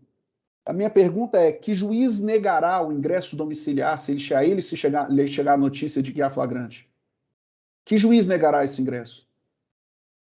Quando você banaliza a decisão judicial, você, em vez de qualificar o ingresso na garantia fundamental, o que você vai fazer é simplesmente colocar o juiz na roda viva dessa atuação pouco qualificada.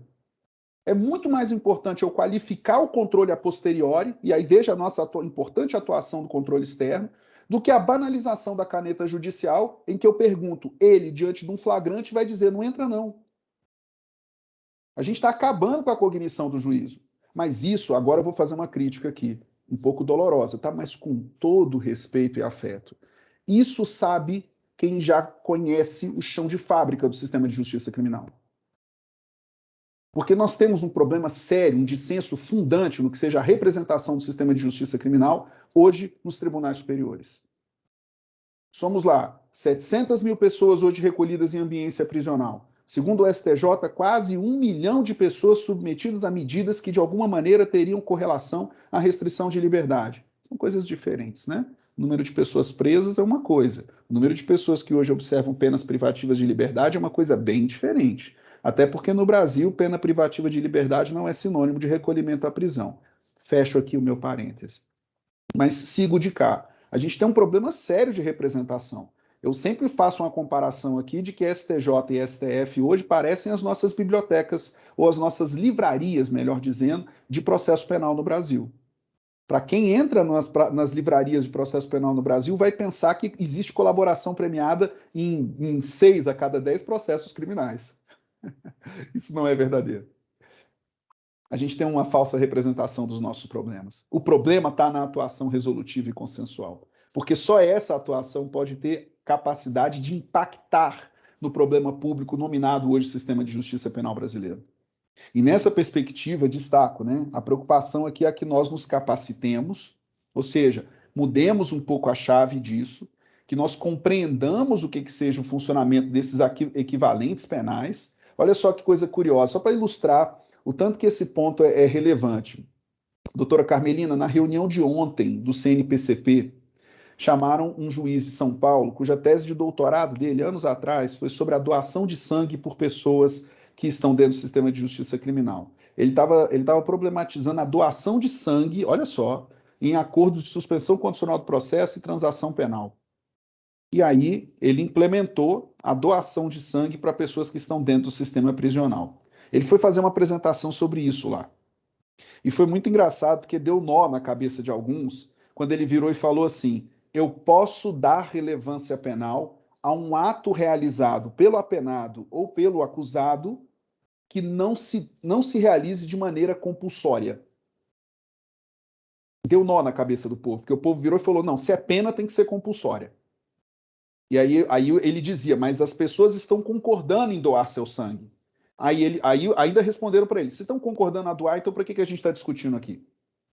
E aí ele virou e falou: será que isso é irrelevante para o Estado, na medida em que a ação de doação de sangue é um comportamento a ser estimulado? Aí todo mundo disse: não, me parece que isso é interessante ao Estado. E aí ele perguntou novamente: será que esse comportamento é irrelevante para uma pessoa colhida como investigada, acusada, ou então cumprindo um programa de pena? A provocação que eu deixo aqui é: será que o equivalente funcional é irrelevante para o que seja essa atuação? Essa é a minha preocupação, entendeu? E aí estávamos ali debatendo o que seria a possibilidade de reconhecer, de alguma maneira, essa ação como uma ação relevante. Não estou querendo aqui dizer que seria imposta, a título de pena alternativa, a doação de sangue. Até porque, repito, a premissa é que o sujeito se apresente de maneira voluntária. Mas a problematização aqui passa por essa ideia de nós ampliarmos o espectro de atuação. De outra parte, veja como é que isso toca a esfera civil. Vamos lembrar uma coisa aqui, né? Já que eu estou falando da década de 80, eu quero lembrar o que foi a previsão da improbidade administrativa, o que foi a improbidade administrativa na nossa Constituição. Podemos lembrar? Nos anos 80, alemães, especialmente Winfried Hassemer, o nome desse cara é complicado, é menos complicado que Suxberger, mas no caso dele era alemão de verdade, né? Eu vou mandar aqui depois vocês coloquem para mim no chat, por favor, mas o nome do cara que eu estou me referindo aqui é o Winfried Hassemer, um jurista, né, alemão, foi um professor catedrático na Universidade de Frankfurt, inclusive ocupou cadeira na Corte Constitucional Alemã nessa qualidade, né, de catedrático universitário. Ele escreve um texto, ainda meados dos anos 80, destacando que o direito penal deveria atender de maneira célere, rápida, imediata e com respostas alternativas aquelas ações que derivam da expansão da utilização do direito penal. O que ele está tentando construir ali é o fato de que se o direito penal se expandiu tanto para ações que escapam do que seja aquela projeção tradicional, ilustrada, iluminista do direito penal, não adianta eu usar as amarras do direito penal clássico, porque senão eu não vou ter resposta. E aí dizia o Hassemer: melhor que criemos um direito de intervenção, diz o Hassemer, vou chamar assim, que mescle soluções, sanções de uma série de direitos, confisco, sanções do direito tributário, do direito privado e outras situações. O artigo 37, parágrafo 4º da nossa Constituição é o ouvido desse reclamo. Ele cria: vou apenar como improbidade administrativa com as 4 sanções que estão ali descritas e o legislador me dirá como fazê-lo. Nós, promotores de justiça, integrantes do sistema de justiça criminal, muitas vezes caímos na maior armadilha que pode cair sobre o que seja uma alternativa à justiça criminal.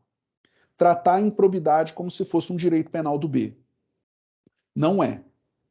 O direito penal tem o seu lugar, com o seu espectro de garantias e todas as suas possibilidades. A improbidade tem outro instrumento e outra razão. Em comum com o direito penal, o fato de ser uma instância de responsabilização pessoal. Mas as semelhanças acabam por aí. Porque a improbidade administrativa não versa sobre aquilo que é mais caro ao direito penal, que é a pena corporal. A cada vez que um ministro de tribunal superior fala de improbidade administrativa e na mesma frase menciona penal, se apaga uma estrelinha no céu. Com um efeito muito perverso, tá? O fato de que, ao dizer isso, ele acha que está sendo, aspas, garantista, e culmina num resultado de massificação da resposta penal. Não é assim que funciona o controle do Estado em relação a condutas ilícitas ou indesejáveis. Fecha a porta, a realidade entra pela janela. Fecha a janela, o vento derruba a casa. Essa é a minha preocupação. Nós experimentamos uma dificuldade muito grande de passarmos a adotar soluções negociadas e acordos na própria hipótese de investigação de improbidade. E o fazíamos justamente pela mesma armadilha nos dita no processo penal, que nos falávamos que nós não tínhamos discricionariedade ou possibilidade decisória na construção de medidas alternativas que cumprissem as mesmas finalidades daquela sanção que eu poderia buscar por meio da judicialização do caso. O acordo de não persecução civil veio desvendar essa armadilha. Quando ela, então, nos permite apresentar uma possibilidade de se fazer aqui um acordo, repito, tá? O locus de aplicação do acordo de não persecução civil, ele se refere como nascimento, digamos assim, ao que sejam as situações de menor complexidade. Porque as hipóteses de maior complexidade não tem jeito. Elas vão ter que ser resolvidas mesmo a ferro e fogo, com a formalidade e a resposta dura a ser perseguida pelo Ministério Público. Então, nós estamos falando aqui de ajustes que ocorram no curso de investigações, como no caso do inquérito civil, a consideração dos requisitos tal como estabelecidos e a serem lidos no artigo 16, parágrafo 1º da Lei 12.846 de 2013, enfim, e um instrumento aqui, pode ser formulado com a pessoa física ou jurídica, desde que ela se comprometa a cessar completamente seu envolvimento na infração investigada a partir da data da propositura do acordo. Então, no que me interessa aqui, de maneira muito clara, é o fato de que você tem uma situação em que o acordo ele vai trazer elementos que vão materializar discussões, enfim, de vários casos presentes no dia a dia de um promotor de justiça. Ou seja, construir acordos com um objeto específico para que o ajuste não se torne uma espécie de cheque em branco ou conduto de uma maneira geral sobre os ilícitos já praticados ou futuros, o cuidado com a restituição dos valores decorrentes do prejuízo, sobrepreço, a previsão aqui específica de aplicação de pelo menos uma das combinações do ato ímprobo, como multa, suspensão dos direitos políticos e proibição de contratar, né?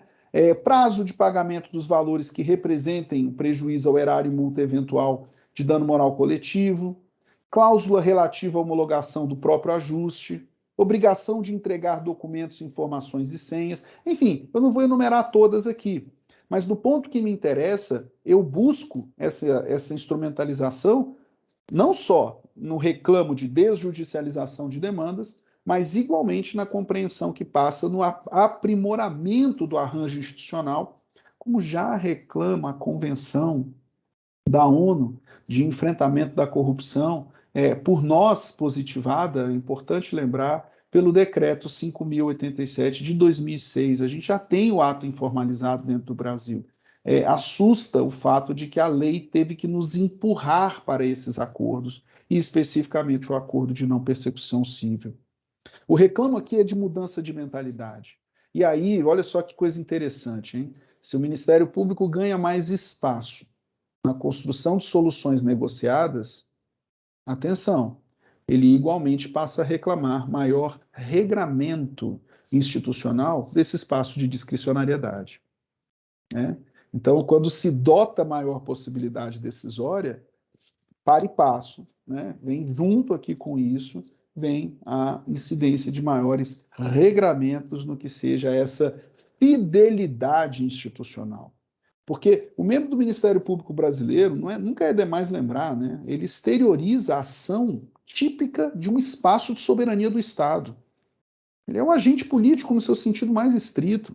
Ele é magistratura de Estado no sentido montesquiesiano, por assim dizer.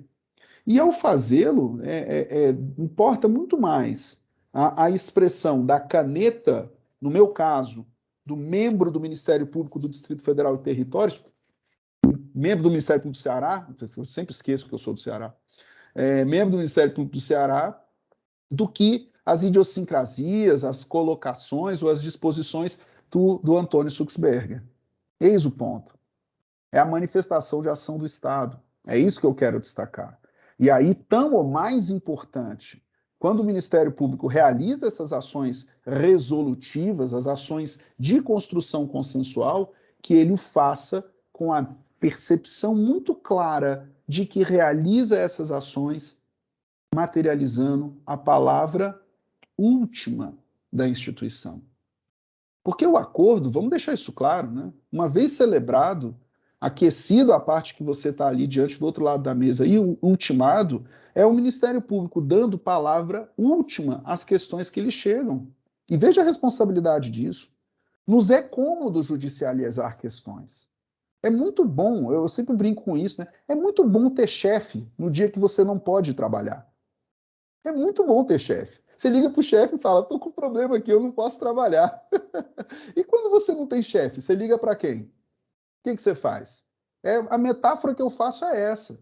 Na atuação resolutiva, você dispõe de muito maior liberdade. Agora, cuidado, o Ministério Público ele ultima manifestação, repito, conclusiva do Estado nessas situações. E aqui o maior problema de atuar aqui de acordo com o afinamento. Precisaremos mudar nossa mentalidade. Eu achei tão interessante e parabenizo desde logo até o título da palestra. Porque o título ficou muito feliz, assim. Quando ele menciona que a gente precisa se capacitar, que a gente vai atuar e mudar de mentalidade, o que eu enxergo aqui nessa provocação é justamente o fato de que, precisamos dar visibilidade aos problemas que justificaram a ampliação desses instrumentos. 2, eu preciso ter capacitação e formação continuada para mudar os dinossauros do Ministério Público, nos quais me incluo, né? Nos quais me incluo. Eu já estou com... Ai, meu Deus do céu. Eu estou com quase 19 anos de carreira.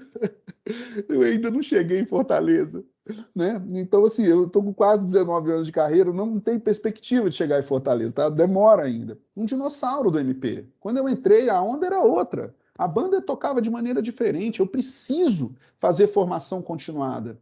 Formação continuada não pode ser opcional. O compromisso do promotor é de atualidade. Não interessa se eu formei antes da Constituição de 88. Não formei não, viu? Mentira. Mas assim, né? Só por hipótese. Não interessa a época da minha formação. A formação continuada é o exercício do profissional. Eu não sei por que a gente se vê de maneira diferente do profissional de TI, gente. É como se a gente estivesse aqui querendo trabalhar com um computador 386. Aqueles que ainda tinha fita cassete lá atrás. Não é isso. A gente tem por obrigação legal estarmos plenamente capacitados e formados continuamente. Olha a importância que tem, e louvo mais uma vez, a atuação dos nossos centros de estudos e aperfeiçoamento funcional, as escolas de Ministério Público, a integração na leitura das demandas da própria instituição, isso é fundamental. E aí o braço que se estende à universidade igualmente se mostra medida inseparável. Vejam a mudança que isso tem de perfil, não só para o promotor em primeira instância, como também dos procuradores de justiça, cuja atuação primeira não vai ser mais falar em processo do tribunal. Olha só, se eu tivesse que estabelecer em ordem de prioridade quais são as atribuições de um procurador de justiça, já tentaram fazer esse exercício? Você tem um procurador de justiça, vamos estabelecer a ordem de prioridade da atuação dele. Eu não estou dizendo que é desimportante, tá? Mas olha o caráter fundamental que tem esse procurador de justiça, especificamente em relação aos órgãos setoriais da instituição. Aqueles que são incumbidos de alguma maneira da coordenação e revisão, né? No caso do Ministério Público da União, nós temos eles reunidos num só órgão, chama-se Câmara. No caso dos Ministérios Públicos dos Estados, o afinamento institucional é muito mais sofisticado. Você tem o Centro de Apoio Operacional, que fica dentro da PGJ, você tem o Conselho Superior, você tem o Colégio de Procuradores. Será que a fidelidade institucional é uma tarefa só do promotor? Eu vejo isso com muito mais importância e relevância na atuação do Ministério Público perante tribunais e, sobretudo, auditar aquilo que seja a orientação por meio de enunciados, súmulas e outras manifestações nessa atribuição de órgão setorial do que seja a própria modelagem institucional. E, por fim, né, a ideia segundo a qual a gente vai precisar fazer diálogo interinstitucional. Qual que é o grande desafio do acordo de não persecução civil, hein? O desafio é nós dependermos da manifestação do Ministério Público para aquilatar danos que reclamam manifestação de órgãos do próprio Estado, especificamente me refiro ao Poder Executivo. A gente tem que celebrar parcerias, acordos de cooperação técnica, nós precisamos nos abebeirar nos órgãos técnicos, por exemplo, nos tribunais de contas. Nós precisamos nos aproximar do consultivo da advocacia pública. Eu não estou dizendo que a gente precisa nos convergir, não. Ao contrário, o debate interinstitucional se faz acendendo uma luz a mais forte possível na visibilidade das divergências, para que você possa, então, compreender ou começar a construir as convergências. A gente não vai poder ditar priorizando o que seja a palavra do Ministério Público na definição de quanto, por exemplo, de dano ilícito ou que seja decorrente daquilo que se discute no acordo. A gente vai precisar fazer esse debate. Veja como é que esse debate apareceu de maneira brutal em operações de grande vulto nos tribunais superiores. Me refiro à Lava Jato. Agora, esse é um debate do dia a dia da mesa do promotor. E aí a gente tem que exercitar aqui uma espécie de humildade institucional. Qual que é a humildade institucional? É você perceber que solitariamente a instituição do Ministério Público pode muito, mas ela não pode tudo. E para poder fazer melhor, ela precisa necessariamente se abrir ao diálogo interinstitucional. Eu já caminho aqui para a minha conclusão, porque falei demais, mas eu resumo aqui mencionando esses aspectos. Não é de agora os reclamos para uma atuação resolutiva, para uma atuação consensual. Eles vêm de há muito. Talvez nós só estejamos ouvindo isso agora. E se o fazemos agora, fazemos com atraso. Então é hora de correr. Aqui me recordo da metáfora da síndrome da Rainha Vermelha, lá no país da nos Países das Maravilhas, né? Quando ela se encontra com o soldado da Rainha Vermelha, está o soldado correndo, ela pergunta, para onde você está indo? Aí ele fala, eu não estou indo para lugar nenhum. E aí ela diz, mas por que você está correndo? Aí ele diz, para ficar no mesmo lugar. É o nosso debate. Ficar parado não é opção, porque ficar parado é andar para trás. A gente corre para ficar no mesmo lugar. É hora, então, de correr muito mais, porque estamos atrasados no atendimento de um reclamo que nos exige novas posturas institucionais, melhor compreensão do ambiente de atuação e um repensar da nossa institucionalidade. Isso não é reforma legislativa, isso é aprimoramento institucional. O Ministério Público Brasileiro precisa fazer mais e melhor com o que tem. Não esperemos, não aguardemos e não busquemos alterações legislativas. Essas mudanças legislativas, ao menos nos últimos tempos, têm redundado em mudanças que são apresentadas como evoluções, mas nem toda evolução, é bom dizer, né? É para melhor. Uma vez eu comentava isso com meu filho, está com 11 anos, que eu morria de vontade de ter um pé igual ao do macaco, né? Que ele tem o dedo lá no pé dele. Pô, para mim ia quebrar mó galho, eu ia conseguir pegar o copo ali sem levantar do sofá da sala. O meu Homer Simpson, que habita dentro de mim, ia se ver muito mais tranquilo se eu tivesse um pé de macaco. Evoluímos. Nosso pé hoje ele é muito evoluído, para pior. Então, cuidado. Tem muitos ares aí de tentativa de evolução do Ministério Público. Nem todos eles são para melhor. A evolução do Ministério Público, me parece, se encontra dentro da sua própria institucionalidade, enxergando desafios, dando visibilidade aos problemas que se nos colocam à frente e, sobretudo, abraçando esses desafios para, então, construirmos soluções e alternativas. Plácido, muito obrigado mais uma vez pelo convite. Não é nem convite, você manda, né? Você falou, ó, se vira aí, aparece aqui por volta das 10 horas, eu ainda atrasei um pouquinho, mas eu não sou maluco de descumprir requisição sua. E mais uma vez, parabenizá-los pelo evento e desejar aqui um abraço apertado desse tão distante da capital do meu Ministério Público do Ceará. Obrigado mais uma vez pelo diálogo. Professor, os prejuízos de um evento não presencial. Com certeza, eu tenho certeza, aliás, eu tenho certeza que todos nós lhe aplaudiríamos de pé.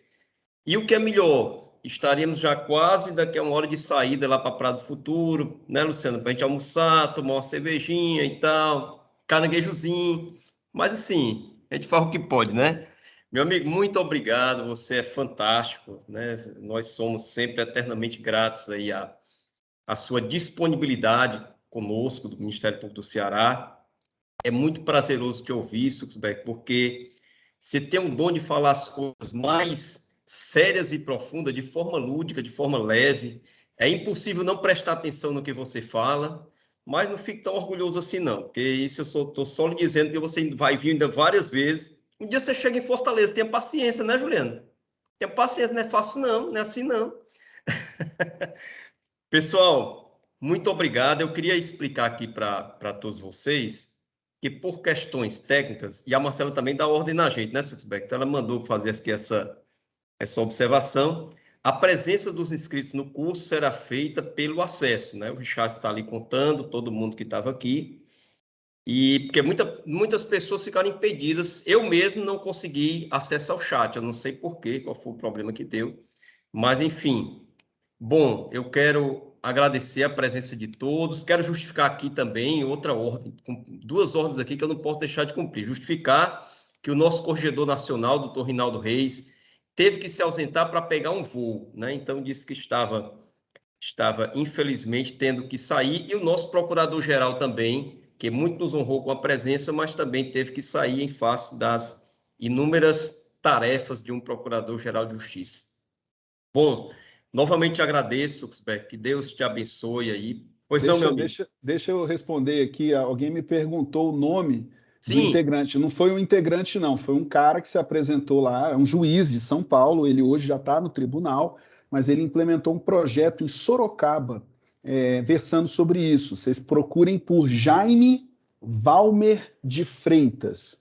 Jaime Valmer de Freitas. O Jaime dele é com Y, o Valmer é com W, e o Freitas, bom, Freitas tem que ser Freitas mesmo, né? Então, ele apresentou esse trabalho que já tinha sido apresentado à Corregedoria do TJ, foi apresentado, inclusive, à Associação dos Magistrados lá.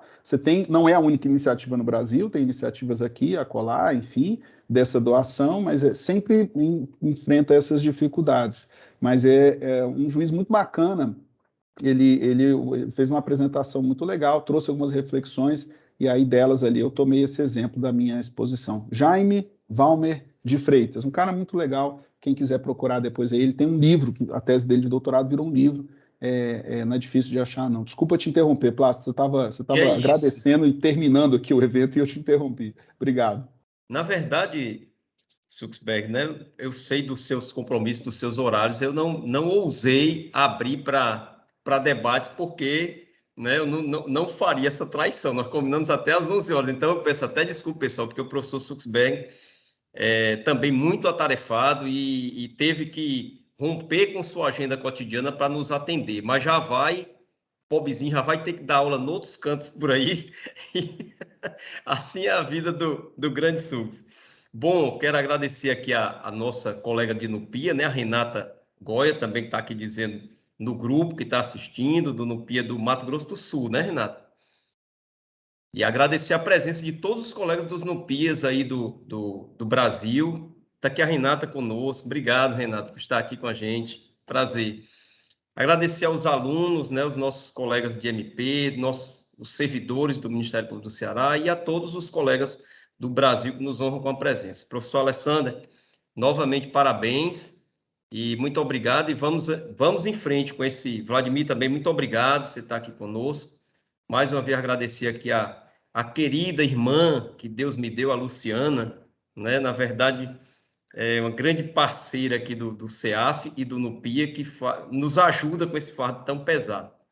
Agradecer a Marcela, a todos aqui da Escola Superior do Ministério Público, do CEAF, os colegas do NUPIA, e se Deus quiser, Alessandra, vai ser aí um grande curso, né? Vamos conseguir trabalhar essa mudança de mentalidade, de cultura tão expressiva que tanto a sociedade quer para o Ministério Público mais resolutivo, que traga mais concretude às suas ações e se desincumbir de melhor forma das suas imensas atribuições constitucionais. A palavra está facultada, se alguém ainda quiser falar alguma coisa. Se não, nós vamos ainda tá cedo ainda para almoçar, porque o Suxberg me mandou encerrar às 11 horas, então entendo, né? Pessoal, então muito obrigado e até sexta-feira, né? Sexta-feira às 9 horas aí, a nossa próxima aula, né? Agora a gente só para em dezembro, né, professor Alessandro? Isso, Plácido, isso. Vamos iniciar Essa foi a aula inaugural. Professor Suxberger, eu lembro que quando eu falei, eu não mencionei seu nome. Eu queria não fiz um cumprimento, que eu não lhe vi aqui ainda com a câmera aberta. Eu tava fechado, eu tive problema na hora de acessar, eu que peço desculpas, era para eu estar aqui quando você estava falando.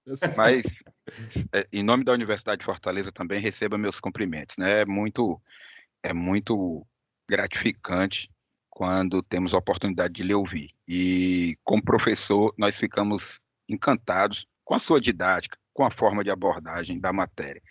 E já lhe faço um convite. Nós temos módulos e queremos contar aí mais uma vez, com a sua gratidão em um desses módulos e vamos fazer o contato para isso, ok?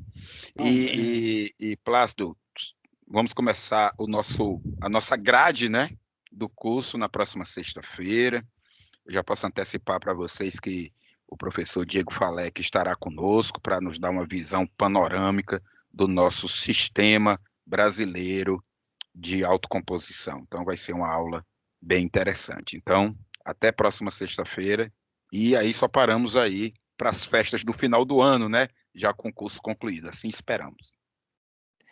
Pois, pessoal, um ótimo final de semana a todos. Que Deus nos abençoe e que tenhamos aí um grande curso. Um abraço, felicidades. Obrigado, até mais.